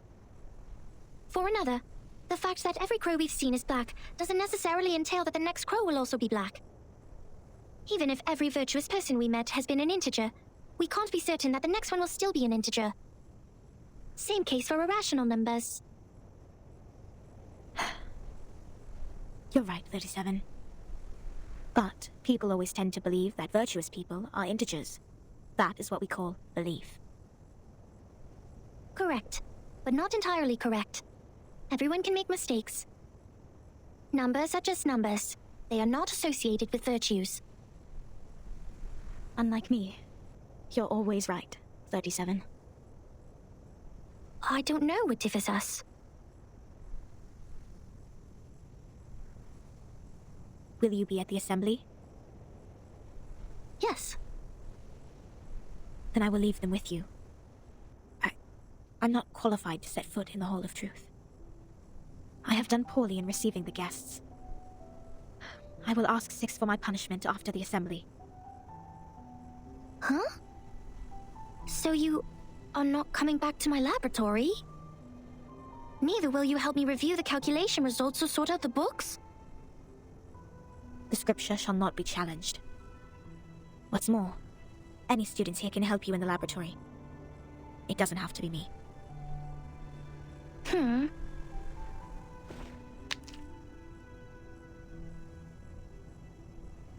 Had I known, I would have let someone else welcome Vertin and her friends. Like 210. He loves to brag to young ladies so much that he would take the punishment willingly, right? You were that someone else who was assigned to receive them in the first place. If I hadn't stopped you in time, how much longer would Regulus's head have stayed in your mouth? Not to mention what happened last time, and the time before that. But the fact that I have messed up all the receptions before doesn't mean I may excel in the next one. The chances of messing up the first reception and the 100th reception are the same. Whatever you say, you little sophist.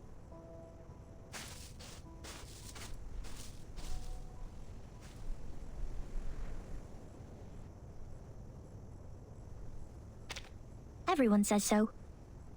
But compliments won't help her find her number.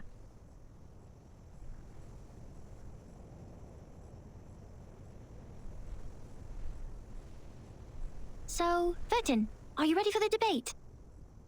Does that mean you will help us? Of course. I don't want to miss the chance. What chance? The chance to see your numbers. There's no greater knowledge than the knowledge of oneself, and there's no more exciting truth than the truth of oneself. I can quickly tell which types of numbers you are, but it requires proof to know the exact number of your soul. I want to know the answer before you see your own numbers. So it's 37 who proves it, not Vertin. I'd be glad to give this chance to you. That's boring. Let's go, Vertin. The assembly's about to start.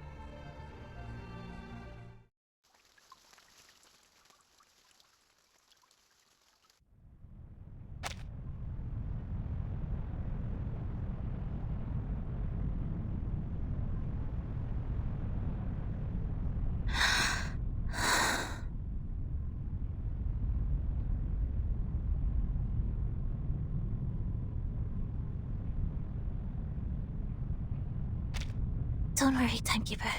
I'll defend myself.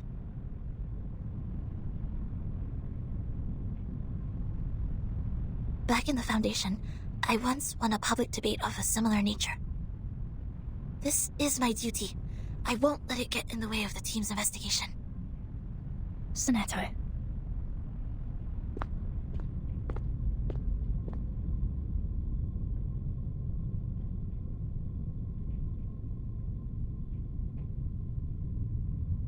By our tradition, Miss Sonetto will be given the poisoned wine, so she will be muted and stay that way forever.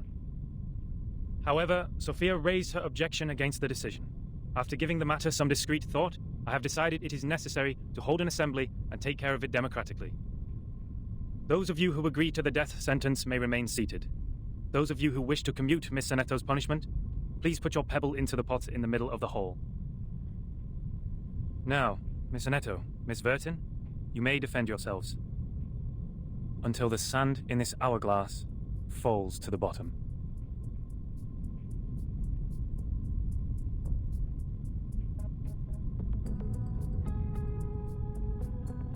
I am Sonetto from St. Pavla Foundation.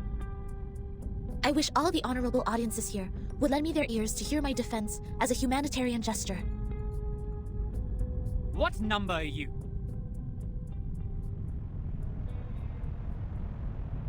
Defendant, the court requires an answer. What is your number?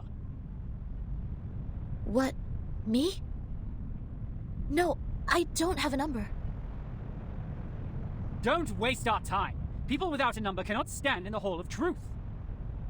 All her words are void. Sentence her to death now!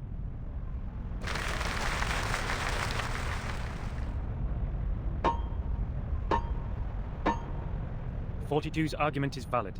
Defenders, what do you wish to contend? What? It's valid?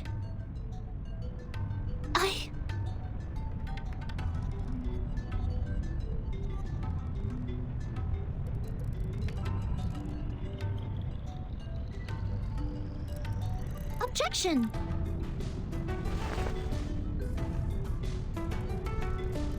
According to the record, the last time we inflicted severe punishment was in 1980 to a visitor who ate beans. He ate a carbuncle that feeds on beans. Then he was sentenced to death according to the set theory.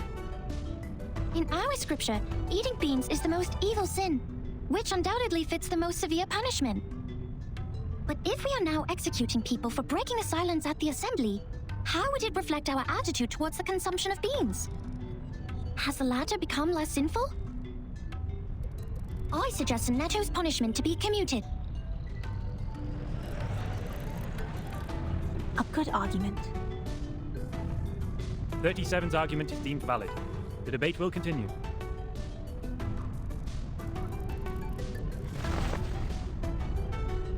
Objection. The punishment for eating beans is to throw the offenders into the Gorgon current, while the punishment for the silence breaker is to drink poisoned wine. Among all the punishments we have, there's no other punishment more dreadful than being thrown into the Gorgon current. Because eternity and infinity are the two things we have the least knowledge of, which makes them the most ghastly punishments among all. Giving her the poisoned wine doesn't make the consumption of beans less sinful. Her argument is invalid.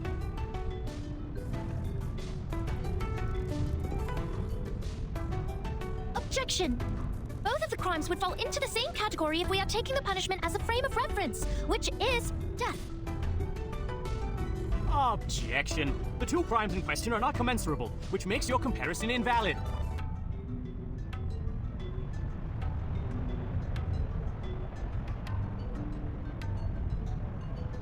What's this? I'm completely lost in this irrational debate. I see. So that's how it works. Timekeeper? Relax. I will help you.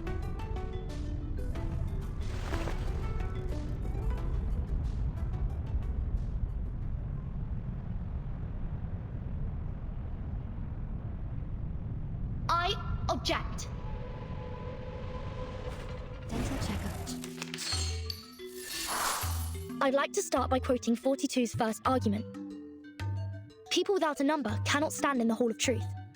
In that case, it's not possible for Sonetto to commit a crime in the Hall of Truth, because she can't even be in the hall. What? Good point, Vertin. This is our chance to out-argue them. Relax. Thank you for your cooperation.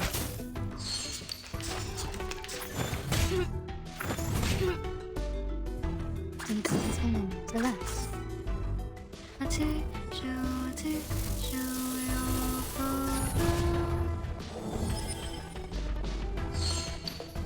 These are merely clumsy sophisms. We've all seen her break the maxim. Objection! What you see cannot be submitted to the court as a transcendental fact. It's nothing but the fragments of the phenomenal world which can't be used in your argument. Objection sustained. Please, ladies and gentlemen, keep the debate logically consistent. Since Sonetto has no number, and a person without a number does not exist before the truth, Sonetto thus didn't offend your truth. She didn't break any rules. No worries.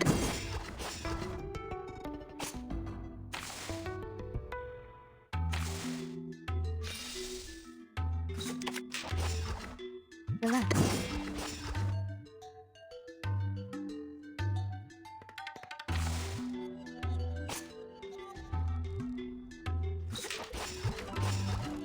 No worries. Please, don't resist.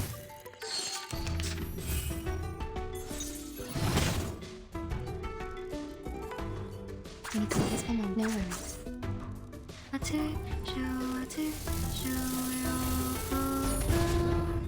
Please, don't resist.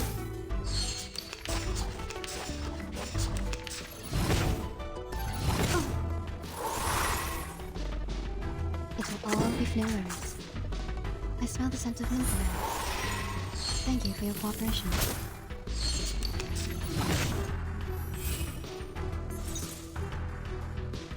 Need to kiss for moments. No worries.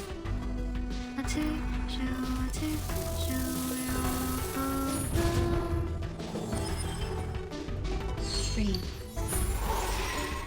Objection! The rule breaker has a number. We can all tell that she is very likely an integer. Therefore, she should be identified as an unknown number, not void. Your sophism has failed. 42's argument is held valid. Is there anything else you'd like to add, defendant? Tell you a secret, 13? We would call criminals negative numbers. I got it!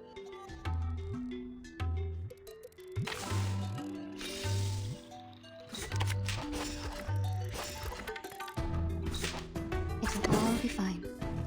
Please, don't resist.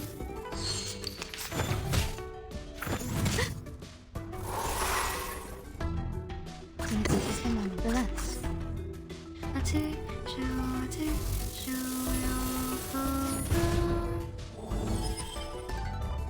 It is easy to prove Sonetto's innocence. According to the law of the excluded middle, Sonetto either committed a sin or committed no sin. The two statements cannot be both false at the same time. Since we consider a criminal as a negative number, and a non-criminal as a positive number, Sonetto at present is considered an unknown number. That means she doesn't belong to the criminal set, or the non-criminal set. She did not commit a sin, and did not commit no sin. It's a paradox.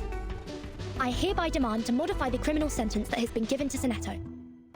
The law of excluded middle. A good sophism. Good for you to create a paradox from one sentence of my argument. But pitifully, you've made a fatal mistake. You've taken my argument as the basis of your defense. I said people without a number should be expelled from the Hall of Truth. You don't have a number either, Miss Outsider. Based on my argument, which has also been approved by you, I argue that all your arguments are invalid. There's no time left. 13 has a number. I saw it. What? 37, do you know what you're saying? Yeah, I read her number just now. 13's number is 0.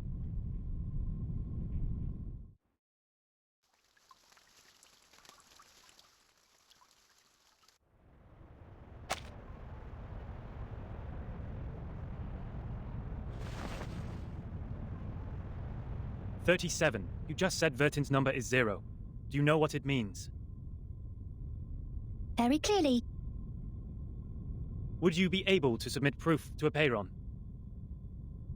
No problem. Half of you in this hall have put in the pebbles. If 37's argument is found to be true, every argument Vertin has spoken in Sonetto's defense will be deemed valid.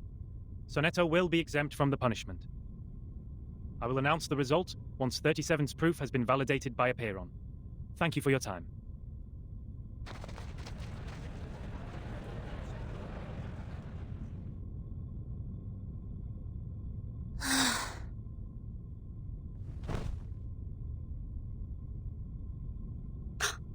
Netto. Timekeeper, I'm so sorry. I tried my best, but still I couldn't understand the debate. I failed again.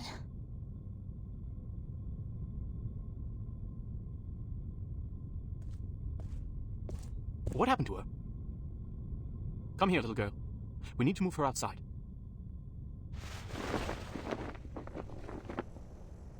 Lie her down on the ground and wipe her palm and feet with dew and peppermint oil. That would be okay.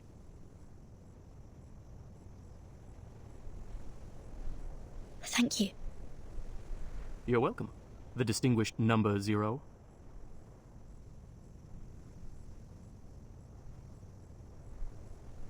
I'm kidding. I'm 210. Well, instead of the number, I prefer people call me the rhetorician. I've heard your preachment. Pretty demagogic. That's how logic works. With logic, I can prove that you'd cease to exist in the next moment, or that there are no other people in this world except me. Achilles can never outrun a tortoise, and a flying arrow is forever motionless. This debate is nothing but meaningless wordplay. That pacifist let you off this time. 6. A perfect number indeed, for he knows the benefit of reconciliation. Who wants to have blood on their hands and be devoured by the cycle of hatred? Yet it's a torture for any intelligent mind to hear such an immature debate. Can you feel the suffering of our leader now? I'm sorry. No apology needed, Miss Outsider. I also feel sorry for your pain. Given that 37 has revealed your number. What do you mean? 37. Our evil little genius. The most cunning star of Hermes. She's been having fun revealing others' numbers for a long time. Our numbers are our essence, and it's also the most important proof we get once in our lifetime. But she enjoys taking that opportunity away from you, just because her talent allows her to do so. She did that to her friend, too. She found out Sophia's number. But without casting an eye on that paper with her number on it, Sophia threw it into the sea. Sophia is Sophos. But you, I pity you. It doesn't seem like trouble to me. Alas, poor little Vertin. You still don't understand. The number of our souls suggests our fate. It might be changed through algorithms temporarily, swirling, shifting, or transforming alongside other changes occurring on the coordinate axis. But in the end, we can only be ourselves. 1 is thought. 2 is opinion. 3 is wisdom. 4 is strength. 5, enthusiasm. 6, harmony. 7, order. 8, philanthropy. 9 is restraint, while 10 is completion. 0, however, is in the middle of the axis, the origin of the frame of reference. It's neither positive nor negative, neither prime nor composite. Things are ever changing, but you stay the same. Your loneliness also lasts forever. This is your fate. Being exposed in full view of the crowd, yet you know nothing about it. 37 was acting on impulse, yet she opened Pandora's box. She leisurely reveals your fate. That carefree behavior makes no difference to picking up a shell on a beach. How could I not pity you?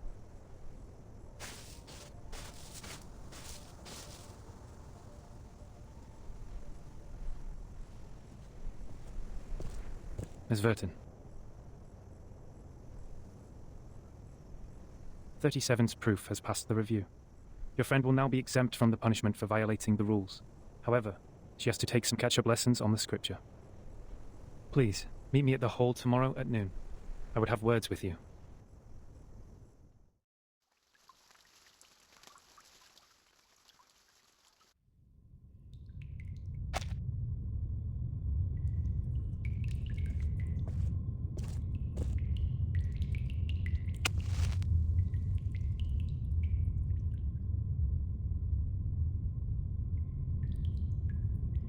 Before this negotiation begins, I wish to tell an allegory to the two of you. A group of people were imprisoned in a cave. Behind them, there was a fire. Before them was a tall, solid wall. Their legs and necks were chained and fixed, so they were constrained to look nowhere but to gaze at the wall in front of them. When they dropped their eyes, they saw their own body. When they looked up, the flickering light of the fire fell over them, and they only saw the shadows of what was passing behind them. No one had lived one day outside the cave. The shadows cast on the wall all there was to be perceived as reality. They had no knowledge of the real world. One day, one of them escaped from the cave, walked into the light, and saw the true world with his own eyes for the first time. Everything he saw or felt in the cave was nothing more than a mere shadow of the object's true form.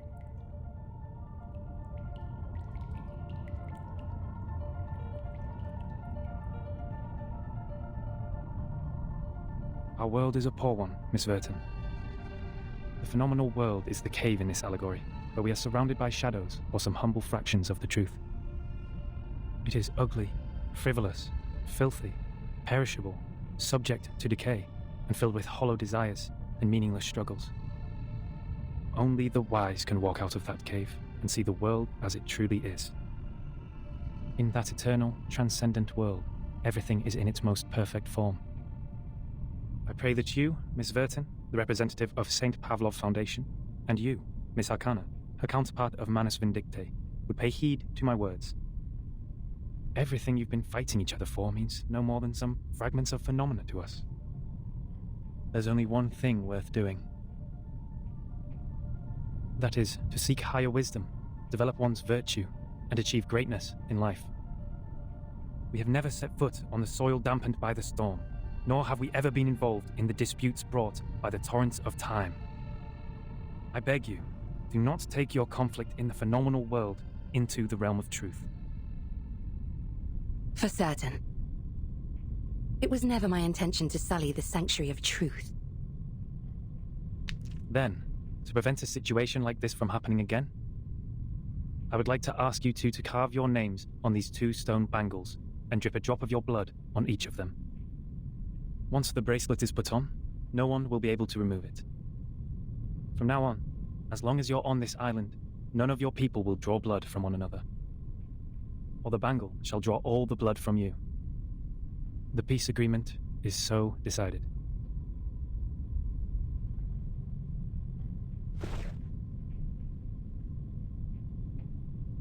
I appreciate that.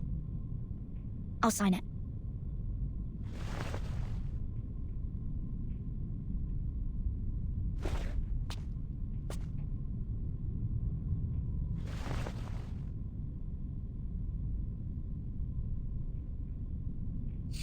The peace agreement.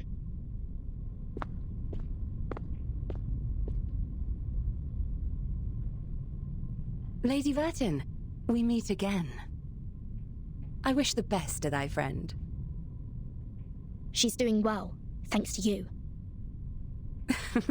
You're most welcome. Thou shalt quench, for times hath changed. I would not wish to shed even a drop of Arcanist's blood in vain. But Schneider should be the victim of a merciless bullet? Verton, my pitiful child. Did you forget? That merciless bullet cameth from a gun never belonging to me. What's Manus Vindictae's purpose to be here? Hearken the archaic wisdom. Just as thou doest.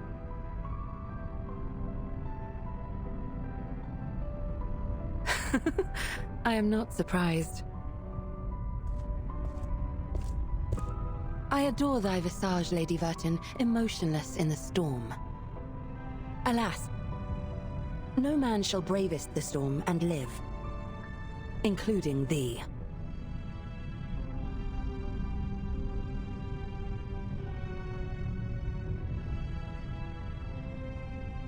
A wooden box in the Elite House base has my name on it.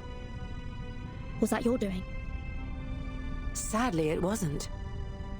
I hope thee findeth the answer satisfactory.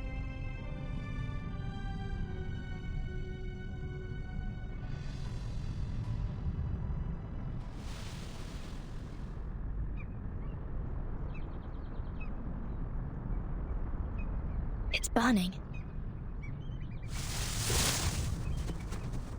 Is that Miss Arcana?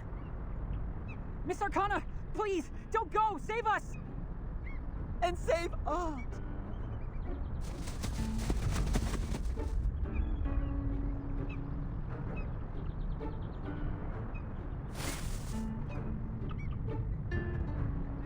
No! Come back! Come back! You ignorant foreigners! I just started introducing vectors and matrices, and that's the most interesting part! Ah, Burton! Great! You always show up at the right time and right place! Stop them as people! Whatever it takes! Anyone up your seat, the senior?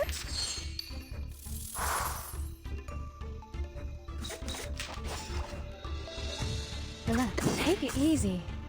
Please, don't resist.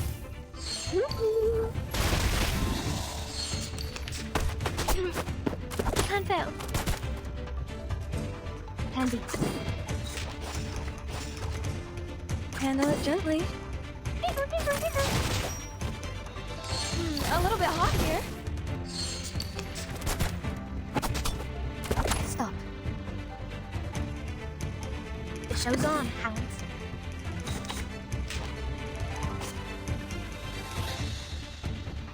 The show's on, hounds. Take it easy. Candy. Time waits for no one, even for a great people.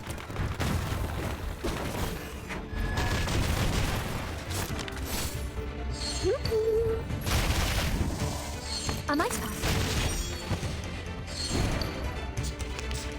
Stop.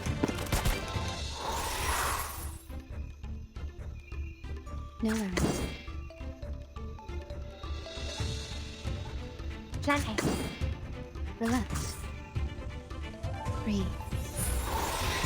An unconventional choice. Please, don't resist.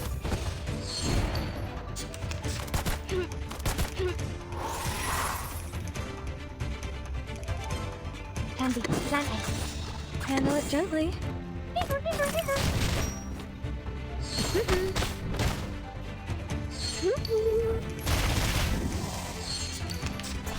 Stop. Bloody prom. The show's on, hounds. Take it easy. The ocean dried and I'm alone again.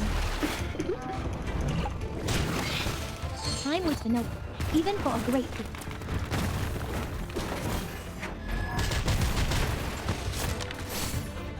Hey!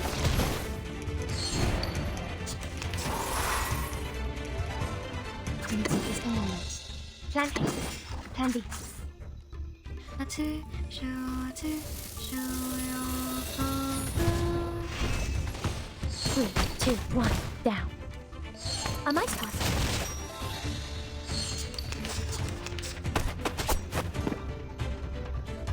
Handle it gently. Take it easy. Plan A. My child, here's something fun for you. Try for free. Try for free. A nice pass.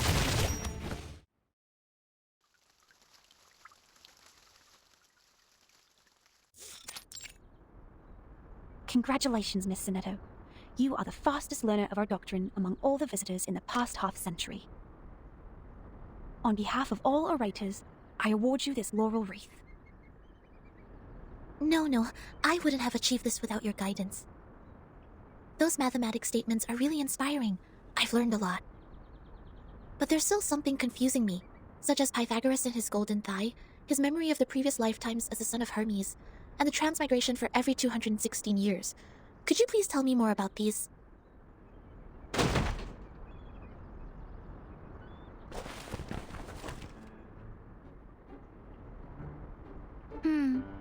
Why would people fail to see the charm of the matrices?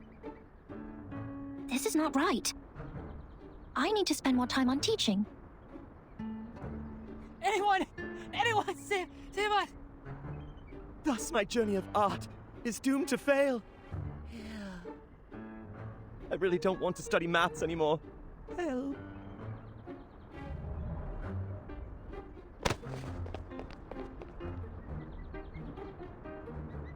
Timekeeper, you are here.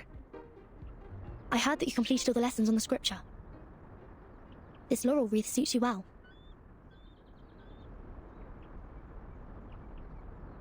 Timekeeper, I'm sorry. At the assembly, I failed to understand the Arcanist's logic. It was totally different to the debates I have participated in. But now I have... That was not your fault, Sonetto. It is now behind us. I need to tell you something more important. I've signed a peace agreement with Arcana, and the price of breaking it is... death. What?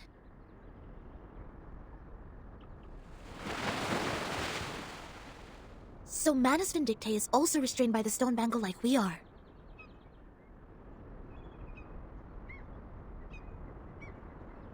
Yes, she put it on without hesitation. But I don't think her purpose would be as simple as hearkening the ancient wisdom.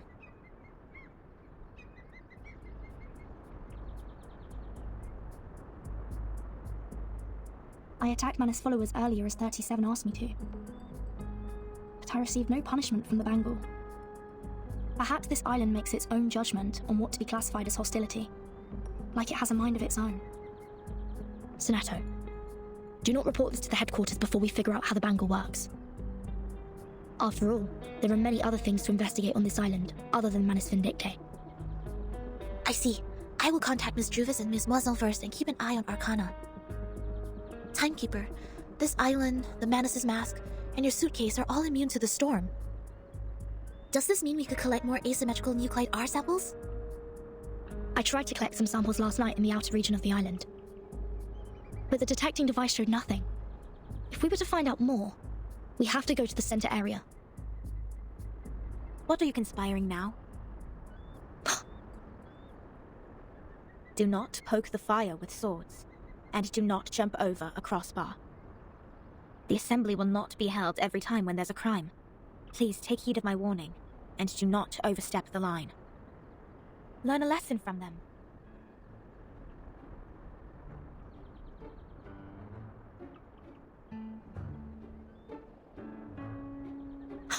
Lilia, didn't you say you have Regulus with you safely? Apologies, Vertin. I was going to rescue Sonetto through a very creative underground tunnel. But things didn't quite go as planned.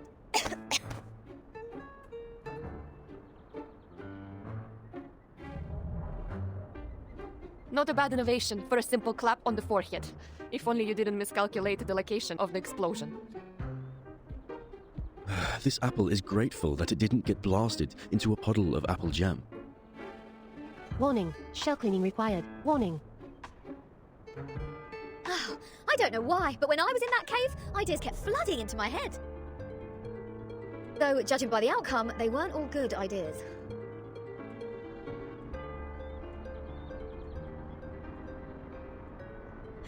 On a routine patrol, I found them trying to break into the cave. I'm not surprised that an irrational number would try to trespass on forbidden grounds. But you two? The integer and the fraction? What were you doing with her? This is a serious crime.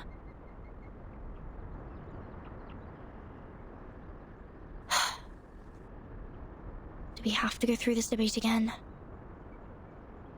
It's okay, Timekeeper. I will defend Regulus. I've thoroughly studied the scripture, and this time I'm sure I can do better. Forget it. Forget it. It is unwise to waste time trying to understand an irrational number's motive. Besides, we should let the reckless take care of the least important matters. That's it. Regulus, you will come with me to clean the beach. Huh? Me? Again?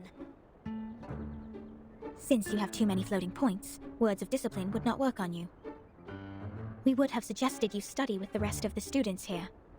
Abstain from eating meat, bathe in cold water, rise with the Apollo star, study our doctrine, read the scripture aloud on the beach, so as to remove your floating points and purify your soul. What? I won't do any of that. But taking your peculiar character into consideration, I decided that some compulsory labor would be the better option.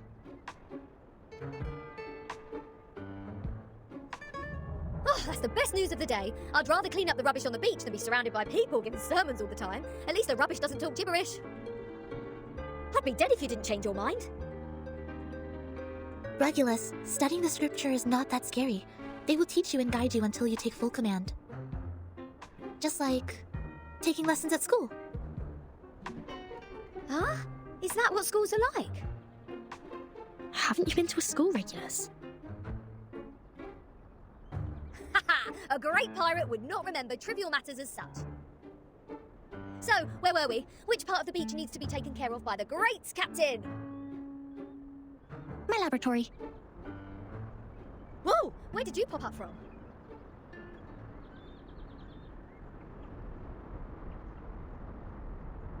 "37. Aren't you supposed to preach to the visitors?"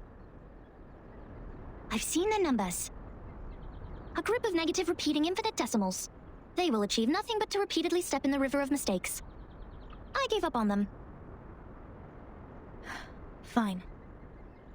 Those of you who are complicit in breaking into the cave will also be sent to labor. Sonetto and Lilia will come with me to patrol. Regulus, you can go clean the lab. As for Verton, you will assist 37 with her study of the emanation. Don't waste more time on the trivial matters of the phenomenal world, integers. That was the sole reason you were on this island, was it not?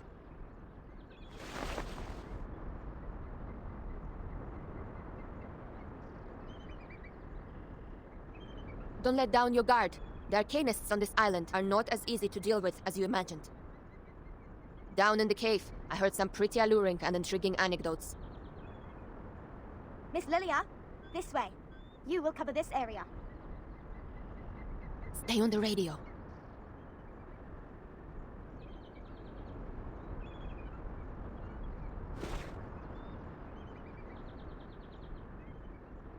Don't worry, Timekeeper. Lilia and I will keep an eye on Manus Vindictae. We're counting on you, Sonetto. I have a feeling we're coming closer to a big secret.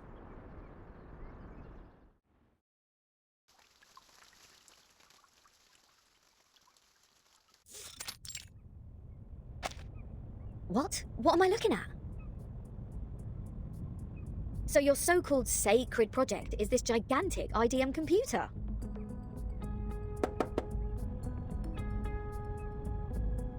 I was curious about them during my stay in Laplace. Those later versions of the model are so much better than the 66 ones. But this one doesn't seem that far advanced to those. This is not a junk piece the man has sold you, is it? Items of the phenomenal world are all a waste. This one is long broken. After the emanation, we couldn't find anyone to repair it. Why do you keep referring to the storm as the emanation? What does the emanation mean? It is the waves of Numa. We are the expellees of the world of forms. We were banished to this damp and dark cave. Everyone here is obsessed with the fake light on the wall, but forgets to look for the truth. Numa, however, will lead us to escape the cave and return to a more supreme realm. Eh? You make it sound like we're living in piles of rubbish. Aren't we? Of course not. If you ask me, I'd say you have absolutely no idea how wonderful the outside world is, because you have never left here to try it yourself. Dr. Pepper, the music festivals, Rory Storm, the Hollies, and the Rolling Stones. Oh, there are too many to count. If it weren't for this sick storm, I would still be riding a motorcycle in one of those races in London. Your soul must be pretty contaminated. And the computer, they can calculate extremely large numbers within seconds, better than hundreds of thousands of you combined together. In the case of numbers, it's not the bigger the better. Also, this computer has never played a useful part in our study. Come on, mate. You people just leave it in a cave. It's like sending an infant to the kitchen and waiting for it to bring you dinner. Never mind, you'll see what I mean after I fix it.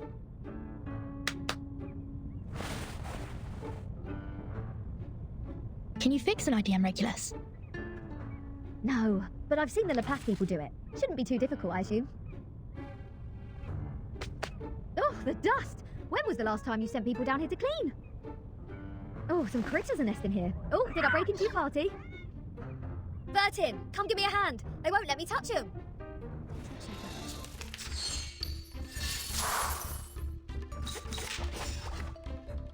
No worries. Pansy, thank you for your cooperation.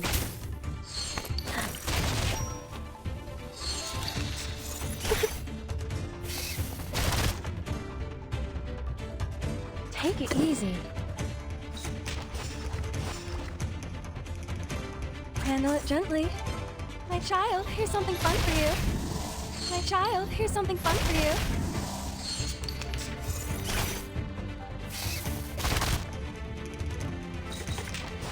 Bloody prom.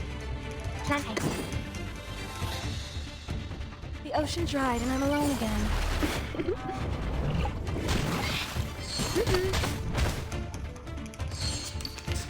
Cancel.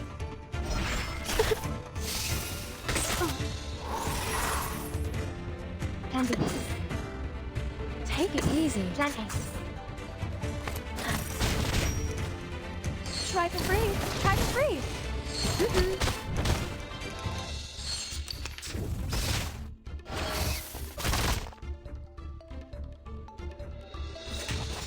Relax. Handle it gently. Come back to me. Flying handbag for only 3,000 Papadontes.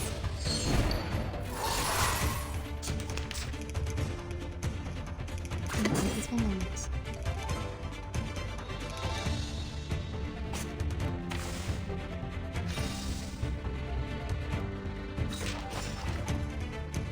Peaceful moments. It will all be fine.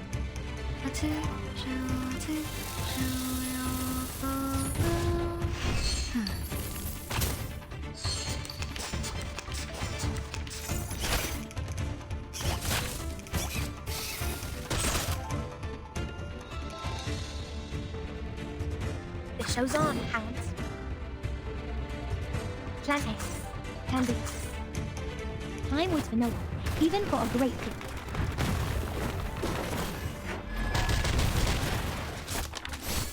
3, 2, 1, down.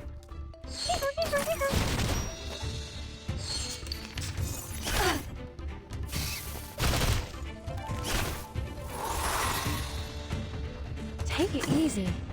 Planting. Relax.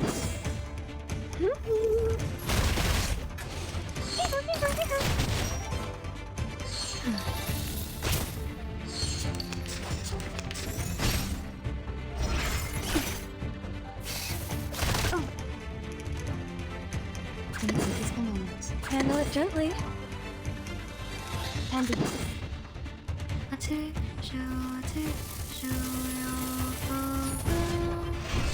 A little bit hot here. An unconventional choice.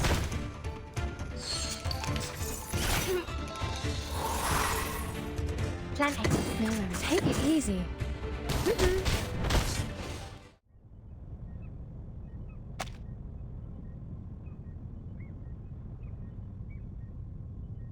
You fixed it. It's great to have you clean the laboratory, Regulus. Your floating point immediately reduced. Oh, is that a compliment? Sounds like one to me. Thank you. It's a wordplay, Captain. Infinity minus any numbers still equals to infinity. Oh, fine, fine. I should have given up the idea of changing your eccentric sorting system a long time ago. What's the meaning of humans inventing computers if these machines were only left here for some critters to nest in? Thanks to you, now we can have a look at the previous models, Regulus. But it's a pity since it only has the data before 2003. Everything in the past 4 years has gone missing.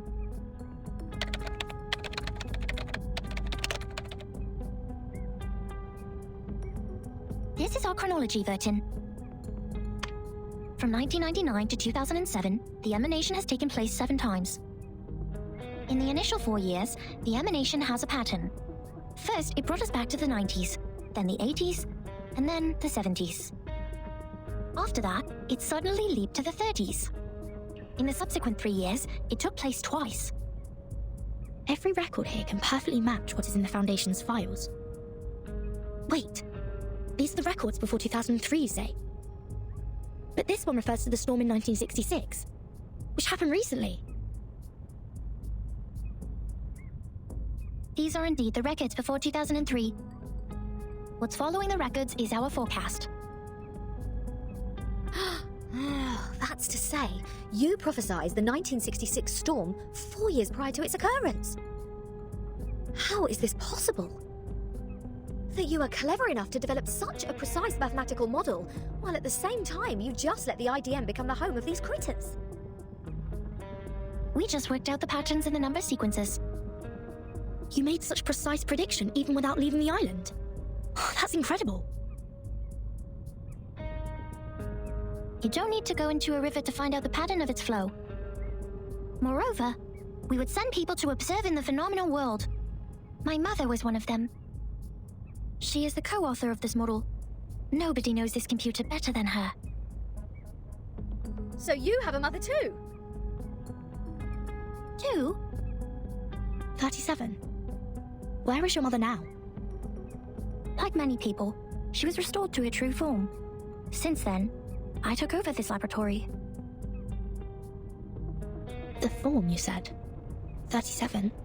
What is it? What kind of question is this? The form, or the essence, is what's left of you after all the fakeness has been peeled off.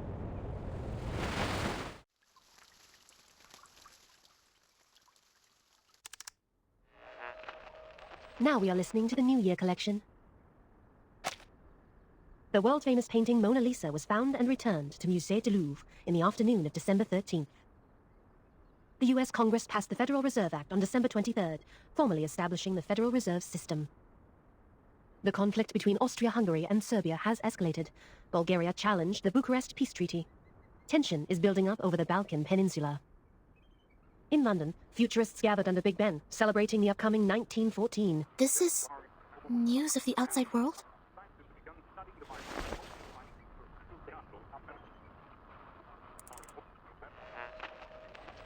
What about on your side?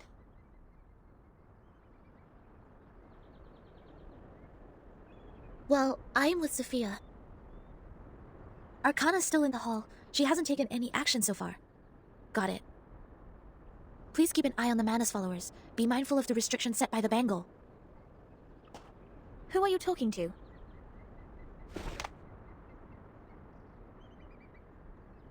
Just checking up on Lilia. Please stay vigilant during the patrol. This is the last place we need to check.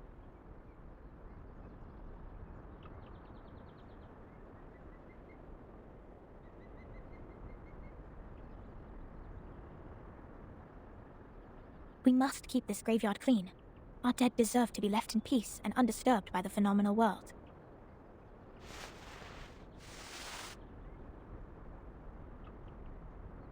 Miss Sophia, you said this is the graveyard? Yes, the Geometry Graveyard it is called. 4 years ago, my father was restored to a geometric body on his way back to the island. So was 37's mother, who was also on that ship.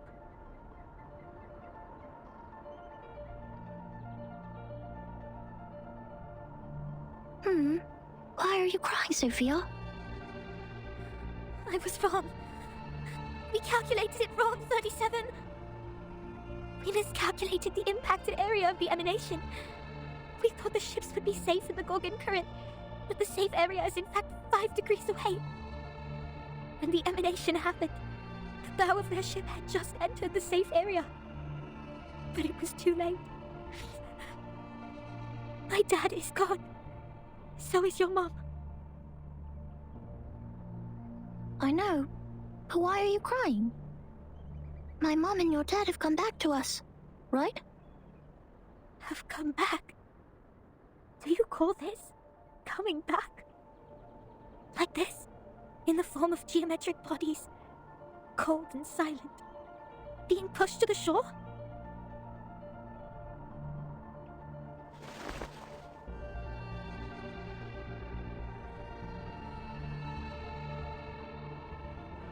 No, they have gone somewhere further. Look at them. These geometric bodies. How pure and how elegant. I've never seen such perfect geometric bodies before. If they are not from the eternal and transcendental world of forms, how should we explain this? 37? I'm going to study the emanation, Sophia. This is the best chance ever. The transcendental world finally opens its door to us. We will reach our hands to the forms and explore the oldest and eternal laws. Will you help me, Sophia?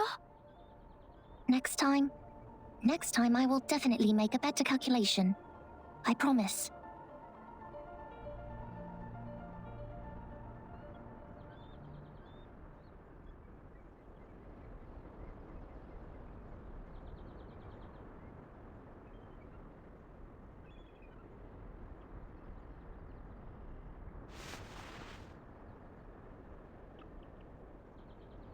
Thank you for assisting 37 with her research, Neto. No, I didn't do anything. Timekeeper knows the storm better. You have helped us greatly by just coming onto this island. For all this time, 37 has been locked up in the laboratory, refusing to talk to anyone, nor participate in any group study.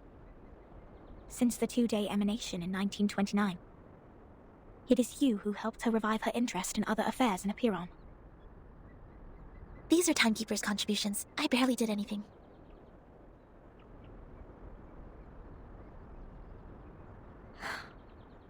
I can't help 37. Because I don't see the charm of numbers. I lack the perception that an integer should have. That's why I can't see my own number. The number's charm? Sorry, I have never thought about this. For me, Arcanum is my inborn mission. If you ask me, you are an unbelievably excellent Arcanist. You can flatten the ground, clean up the beach, and rectify errors. You did it in an efficient and precise manner, which is already an advanced ritual. Any students who have sworn to knowledge can do this easily. They aren't doing my job because they wish not to waste time on these trivial fragments of the phenomenal world. Because they have seen the truth.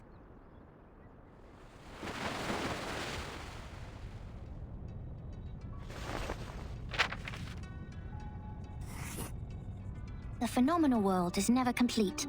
Like you can never draw a perfect circle there. No matter how much time you spend on it or how sophisticated your device is, it is impossible to draw a perfect circle in the phenomenal world. Arrows always exist. The floating points after the decimal can be reduced, but not destroyed. The perfect circle only exists in the abstract transcendental world. Of course, anyone in the world can find out the value of pi through the most primitive method. Egyptians, Greeks, Chinese, and Babylonians, they have all tried. They made circles with twine, painted on the ground with twigs, or measured the land with cubit rods, but none of them actually drew a perfect circle. However different their practices were, they found out the sole truth, the approximate value of pi. Because the essence of the circle is hiding in the imperfect manifestation of it.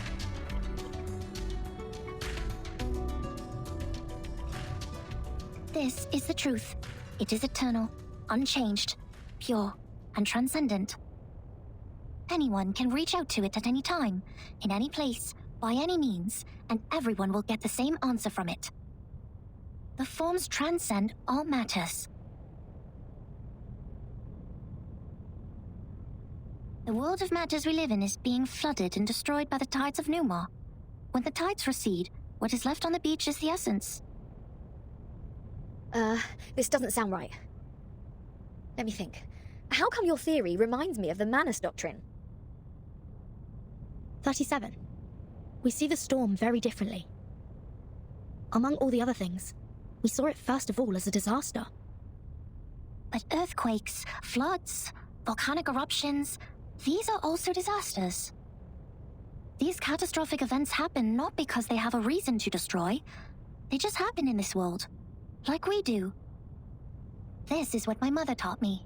She must be proud that she's a perfect geometric body now. I'm sorry for mentioning your mother. Why do you apologize, Furton?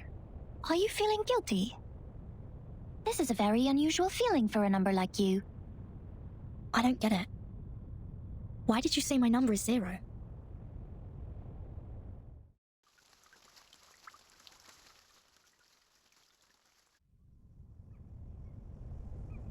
I just saw it.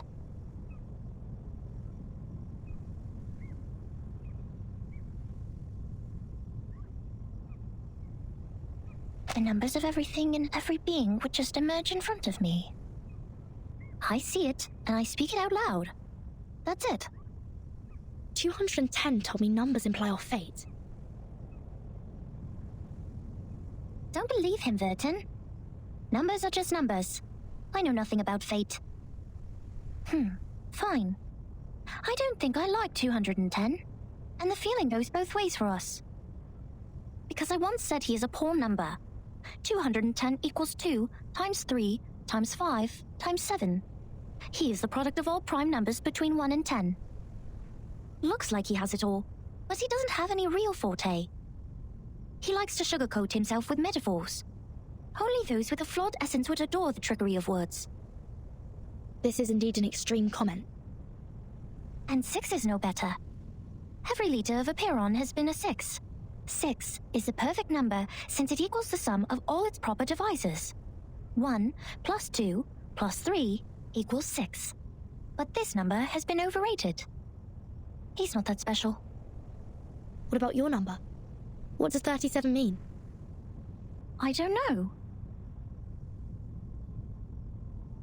I am 37. I've known it since I was born. So does everyone else. People told me what it means, but I have never tried to prove their theory. I know very little of fate, so I always think, even if I find out their essences, does it mean I have known them better?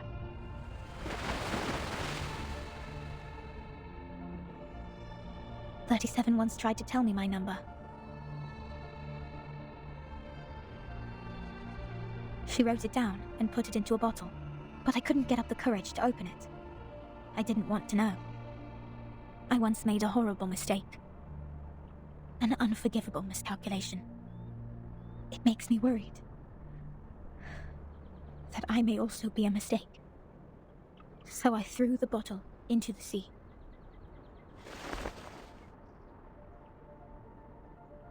This is how 37 is different from us. We are all prisoners of that cave.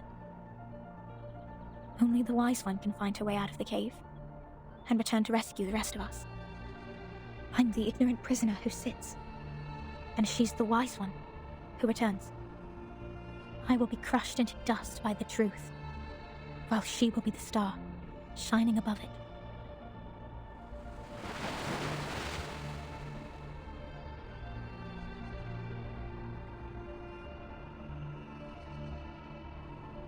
The truth is like the stars in the night sky. Beautiful, but cold. It has been there long before my existence, and will stay that way long after I'm gone. It sheds no tears for the weak, nor laments the tragic fate. It's forever bright, and always moving forward. The person who avoids the truth is not qualified to study it.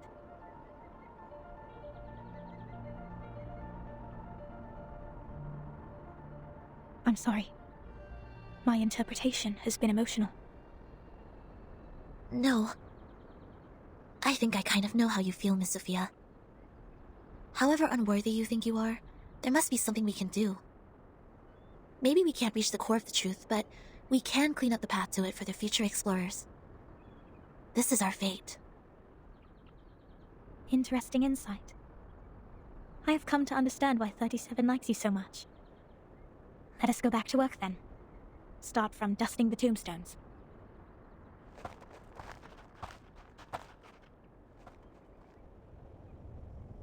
Alright, I've had enough of these Sol Numa-related idle topics. I want to have a look at your model. Wow, seriously, how did you get this far?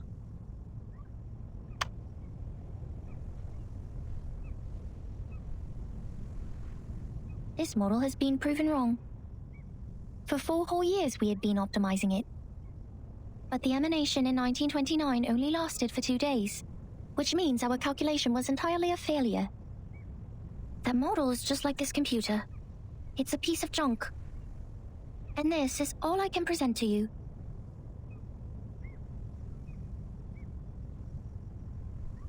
No, it's not junk. I think I know why your model didn't work. What?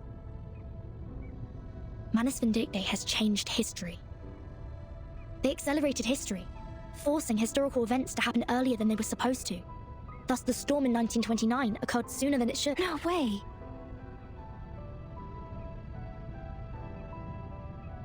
Controlling the emanation. Changing the history of the outside world. Numa is eternal and transcendental. It won't obey any orders given from the phenomenal world. Neither will it change its patterns because of some fragments. I'm telling the truth, 37. I've been there, in the storm of 1929. Your model was not wrong. You just missed some key information. You've never been to the place where the storm falls, and thus know nothing about the symptoms of the storm syndrome and the true purposes of Manus Vindictae. No, that's impossible. Even if there are means to control the emanation, it wouldn't be like this. If this is true, does it mean the phenomenal world, this insignificant phenomenal world, is more transcendental? Mother's model was defeated by this?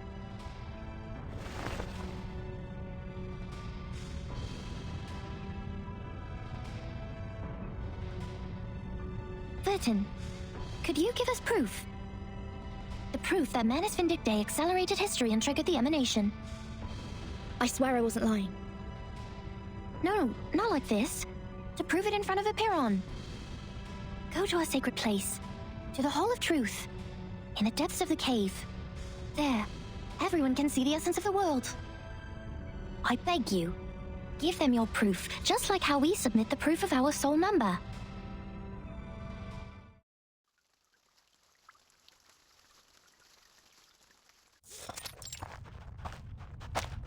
Wait a second, just a second.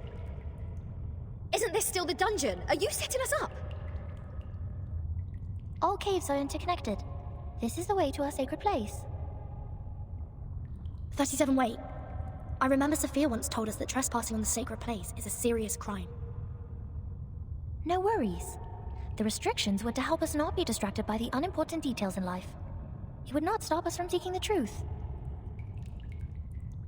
Oh, excellent. I will tell it to the Abraxas when it shows up.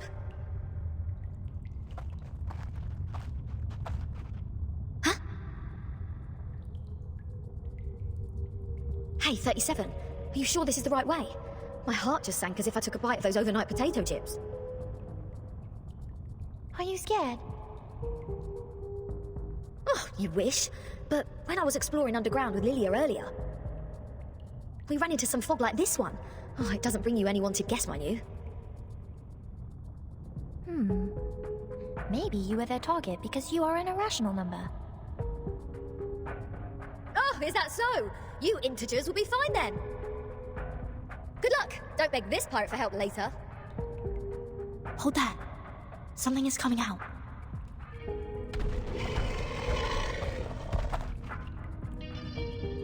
Huh? Roosted ahead with 2 snakes at its feet. Abraxas. That's weird. Why are they here? They're coming for us.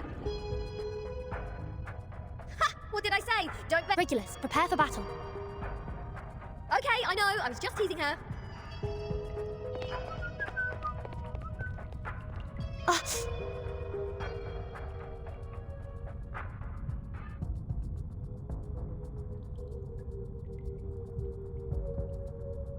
The stone bangle is activated, but they're just Abraxas. Regulus, wait for their attack. Do not kill them. What kind of request is this? Listen to me, Regulus. That's of prime importance. Fine. If it is of prime importance, this pirate will try her best. Anyone offer your seat to the senior?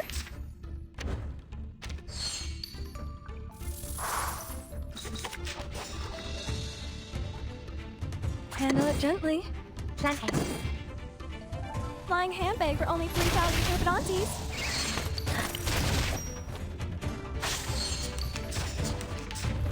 How dare you?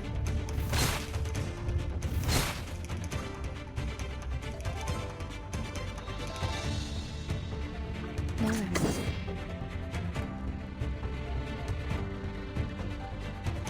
Andy, take it easy. 3, 2, 1, down. Try for free. Try for free.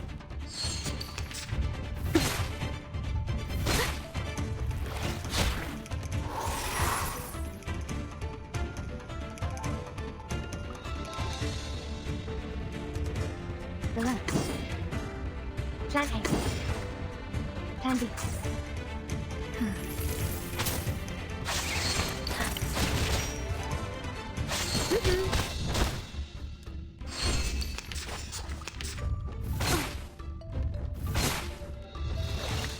Don't be so hard. Handle it gently. Plan A. No worries. A little bit hot here. A nice pass.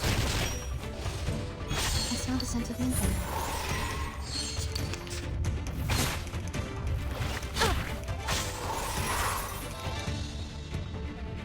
We need to take this The show's on, hands. No worries.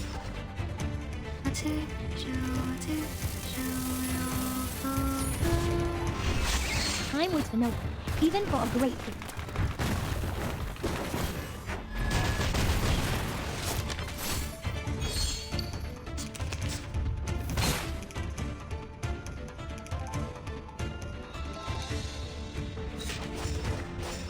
Plan B. Take it easy. No unconventional choice. Try for free. Try for free.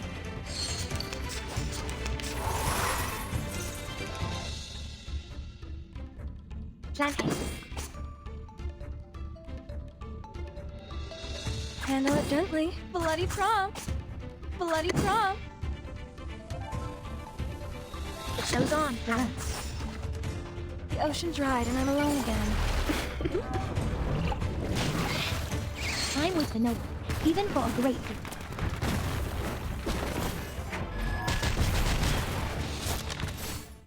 That's it.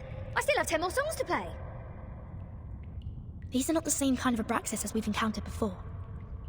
Do they have different varieties? Wait, where is Miss 37? Hey, come on, keep up. Did she just take off like that while we fought? Sneaky little. We should leave too, Vertin. Wait a second, Regulus. Do you sense anything familiar in the fog? You bet. This is the first guest room we were put in when we first entered the island. No, Captain. This apple has the same strange feeling. We saw the rise of Ceres in the same kind of fog, and before that... That's the same fog as in the Elitial space. That is to say... This fog is the cause of our illusion to see the Ceres and the Abraxas' attack. Don't rush to conclusions. Follow 37 first. Oh, and what's that series you were talking about?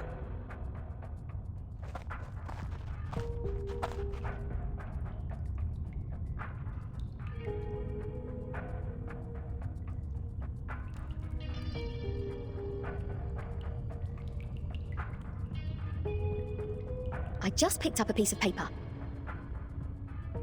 Like this, just bent over and reached to the ground.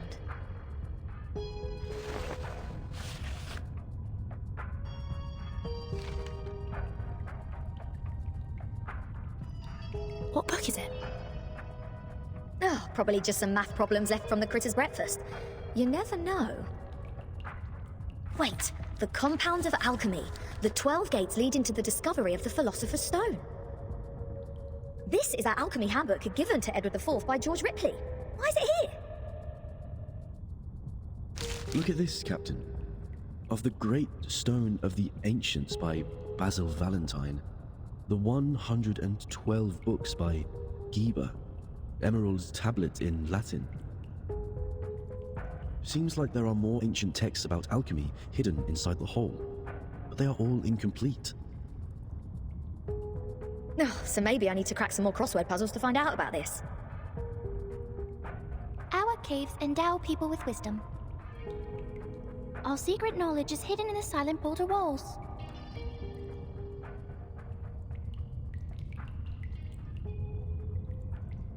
The knowledge in those books is just a drop in the ocean. Follow me, Regulus.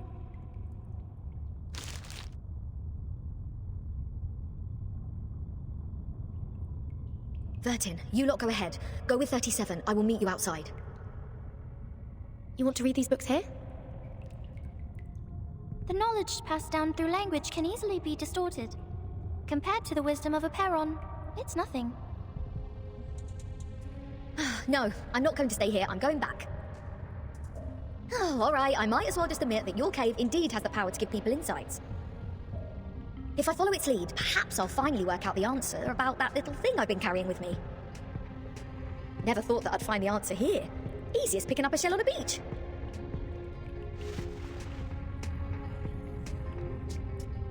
What? You don't want to get closer to the truth? Oh, of course I do. And that's precisely why I don't want to get to it so easily. I don't want it to be fed into my brain. Come on, it's the ultimate truth that we're talking about. If someone just tells me the ending of Lord of the Flies before I enjoy the book, I will throw them into the sea as you people do. Oh. I only met 2 people who reject the truth. So this is the mindset of irrational numbers. I see. Thank you for being my subject of observation, Regulus.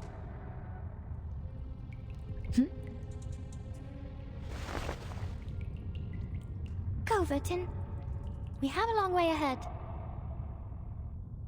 Be careful, Regulus.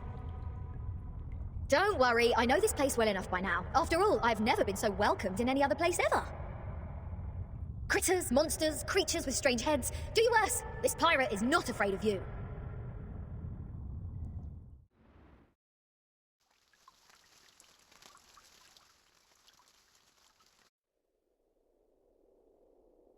Apiron, the boundless, the beginning of all things. Everything originates from it and returns to it. Infinity has no start and no end. But nothing would come into existence if there's only infinity. Look up there, Vertin. Now they are presenting in their true forms. In their purest and newest forms.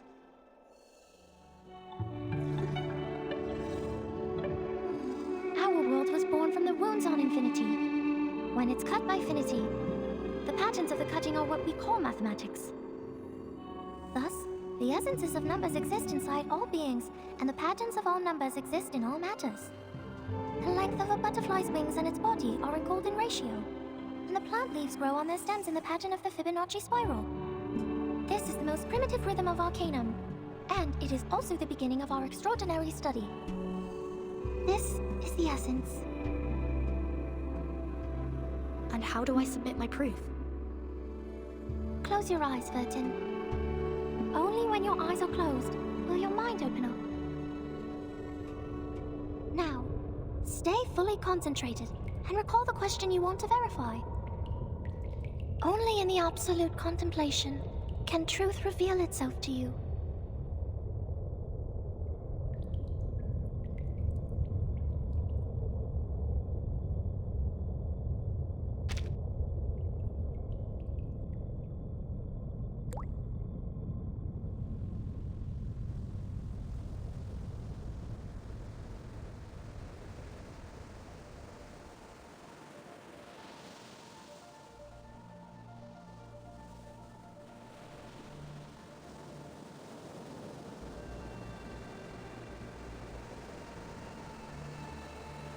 The storm, the emanation, the storm syndrome. Where are they from? Foundation, Manus Vindictae, Aperon. What roles do they play? Why does the storm fall when history trembles? Why doesn't the storm fall into the misty land? What is the ingredient of asymmetrical nuclide R?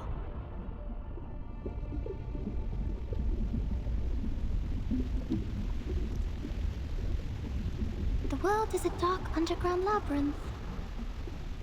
But Numa can guide us to go beyond all things and reach the exit.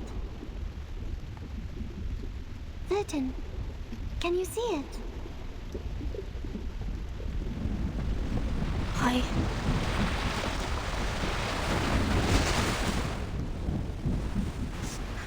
It's burning!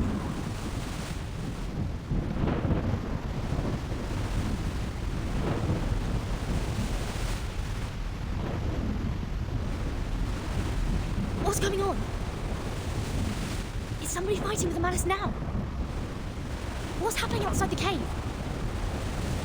Vertin, Why are you straying? The meditation goes beyond control. You will be thrown out of here.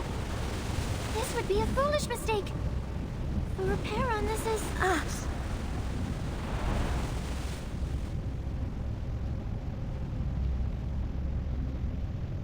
Alas, no man shall bravest the storm and live. Including thee.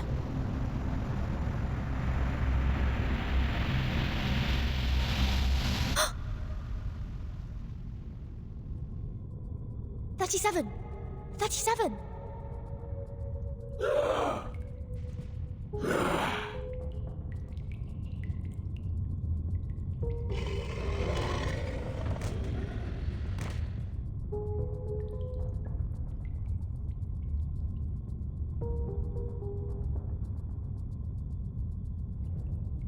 What happened?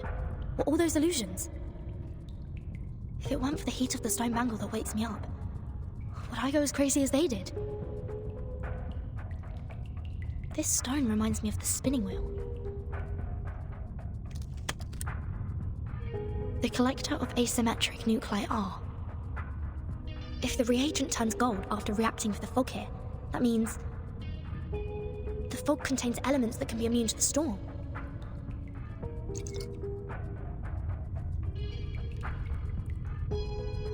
The color changed faster than I thought. The concentration of R is hundreds of times, no, thousands of times higher than in the Manus' masks.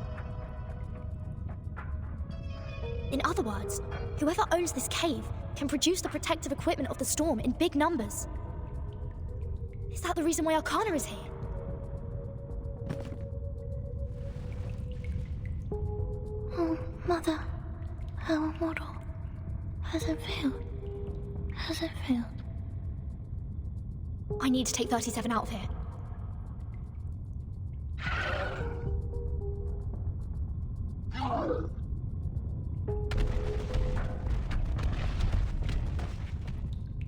So the Abraxas were people from the Manus. The fog here can affect people's minds, like those around the lake in my suitcase.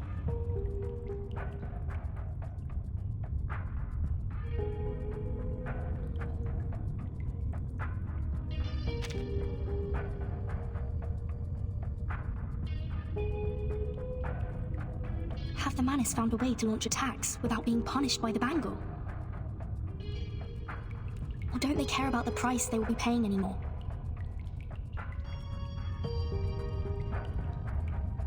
I hope Regulus didn't throw my words to the wind.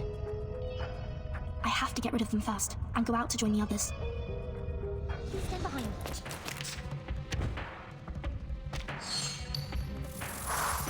The peace agreement no longer works. Or is it safe as long as the contracting parties have no intention to fight? The conditions are not clear. A reckless attack may lead to the punishment of the bangle. I have to be careful with the method and timing of attacking.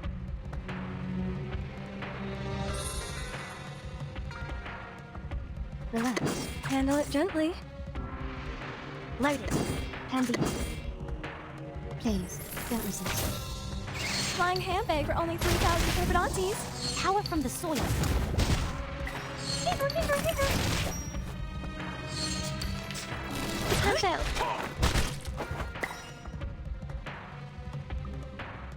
Planting. Take it easy. Handy. No worries. An unconventional choice. A little bit hot here.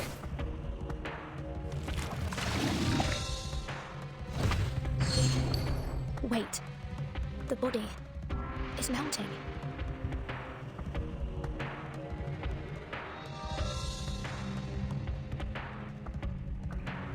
It turns into a seed.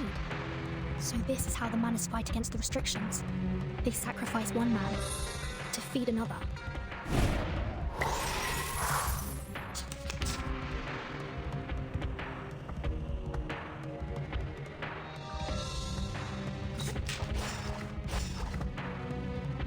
Handle it gently. Planting. Leave it to me. Flying handbag for only 3,000 turbidantes. 3, 2, 1, down. Power from the soil.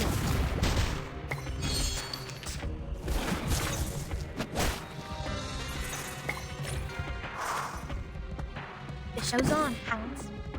Pansy, Plant Bloody Trump! Time waits for no one, even for a great feat.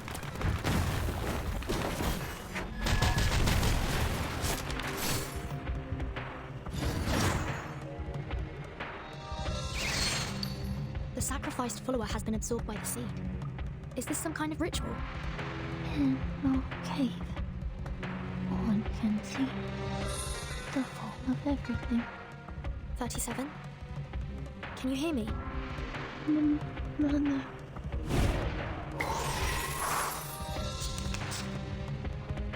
Bloody Trump! Relax. Pansy, no worries. The ocean dried and I'm alone again. Come back to me. Thank you for your cooperation. Don't be so hard! I need some peaceful moments. Loaded. Plant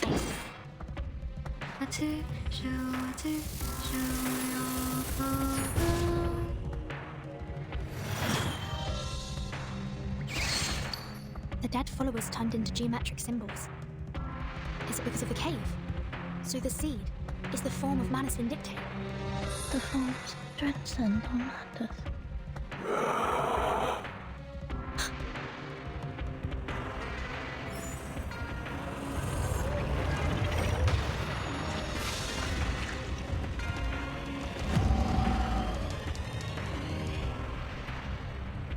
Things are not as simple as I thought. I must make a plan and exercise great care.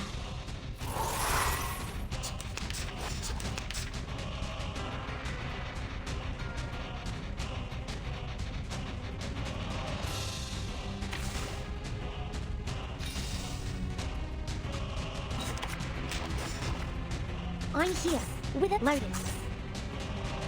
The show's on, hounds. Plant An amazing discovery.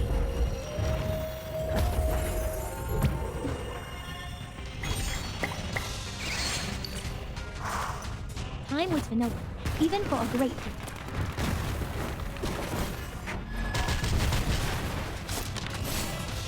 Three, 2, 1, down.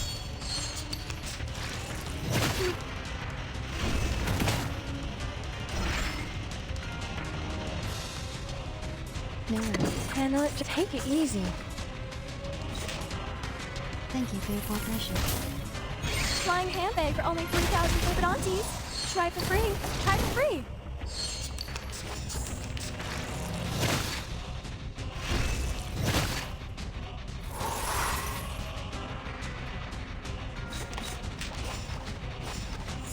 A highly efficient plan. Relax. Pansy.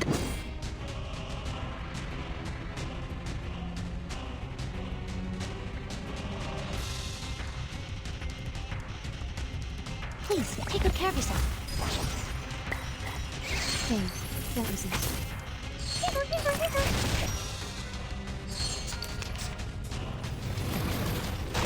Watch out! On mushrooms!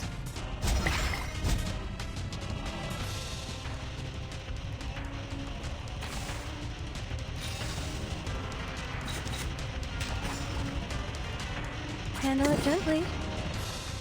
I'm here, with everyone. I'll be fine.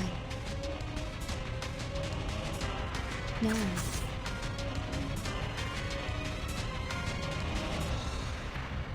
A little bit hot here. An amazing discovery.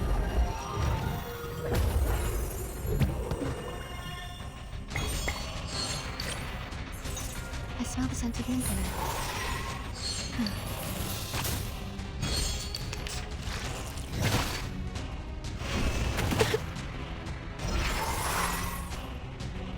Bloody Trump! The show's on, hounds. Leave it to me.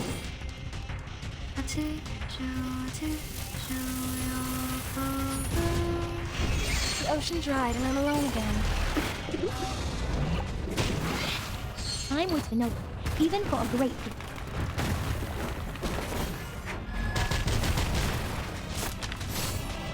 Please cease resistance.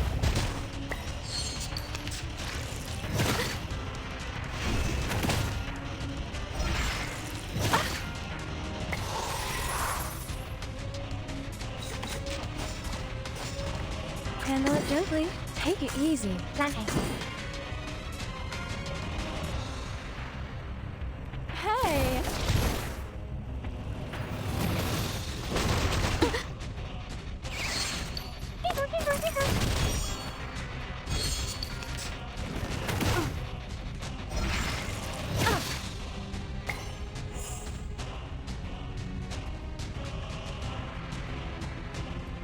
Relax. Bloody prom!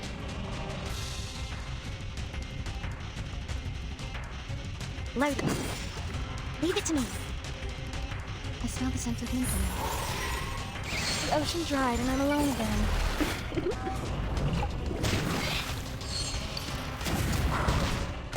In a second.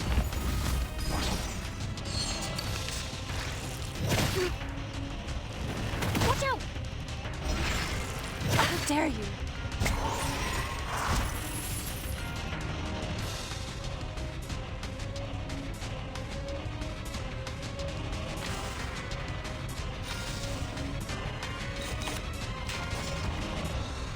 No worries. Load it.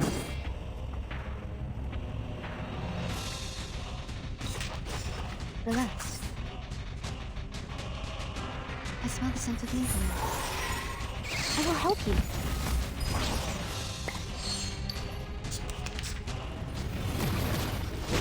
Mushrooms!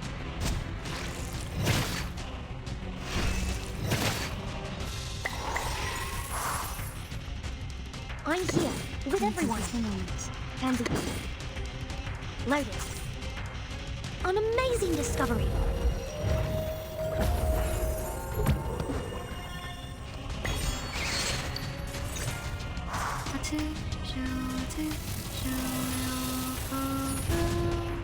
Three, two, one, down.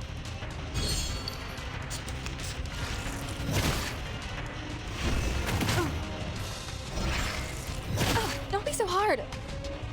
The show's on, Alex Handy. Leave it to me. Handle it gently. Time waits for no one, even for a great thing.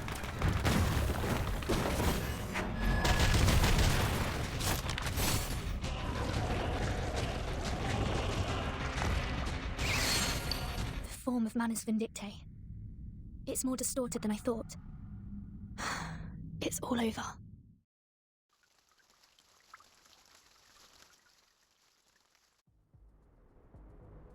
Vertin, finally! The Manus suddenly emerged everywhere like ants. Lilia and I couldn't take them all down. I would have acted sooner if you hadn't told me not to pick fights.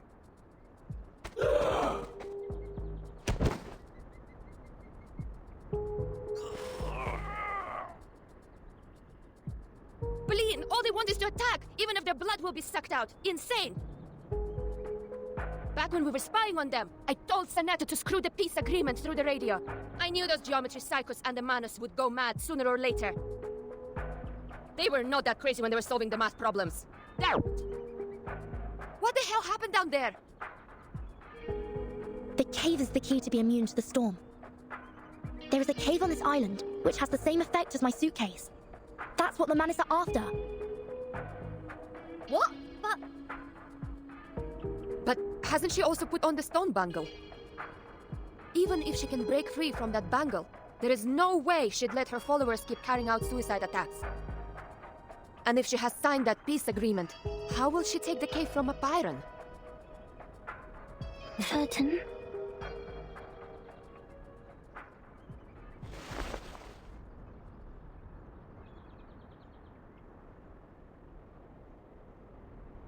What's that?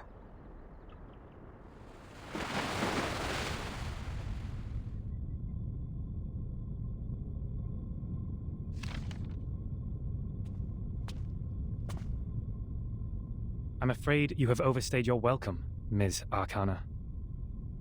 I have to regrettably remind you not to overstep the boundaries, despite the great help you've given to us. I take not thought for needless disputes. But to ask a simple question. The great philosophers, ye seek the ancient wisdom, follow the sage's teaching, and pursue the noble virtues. You are separated from the world for thousands of years. and you have not gained the humans' understanding, nor have you sought for it. I find pleasure in this allegory of the cave. However, hath this been unto thee? That who led us to the exile in this cave.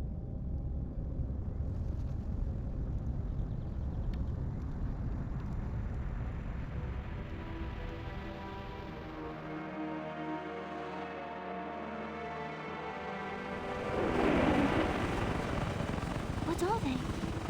I've never seen these before. Why are they here? These things should not appear on this island. No! 97, no!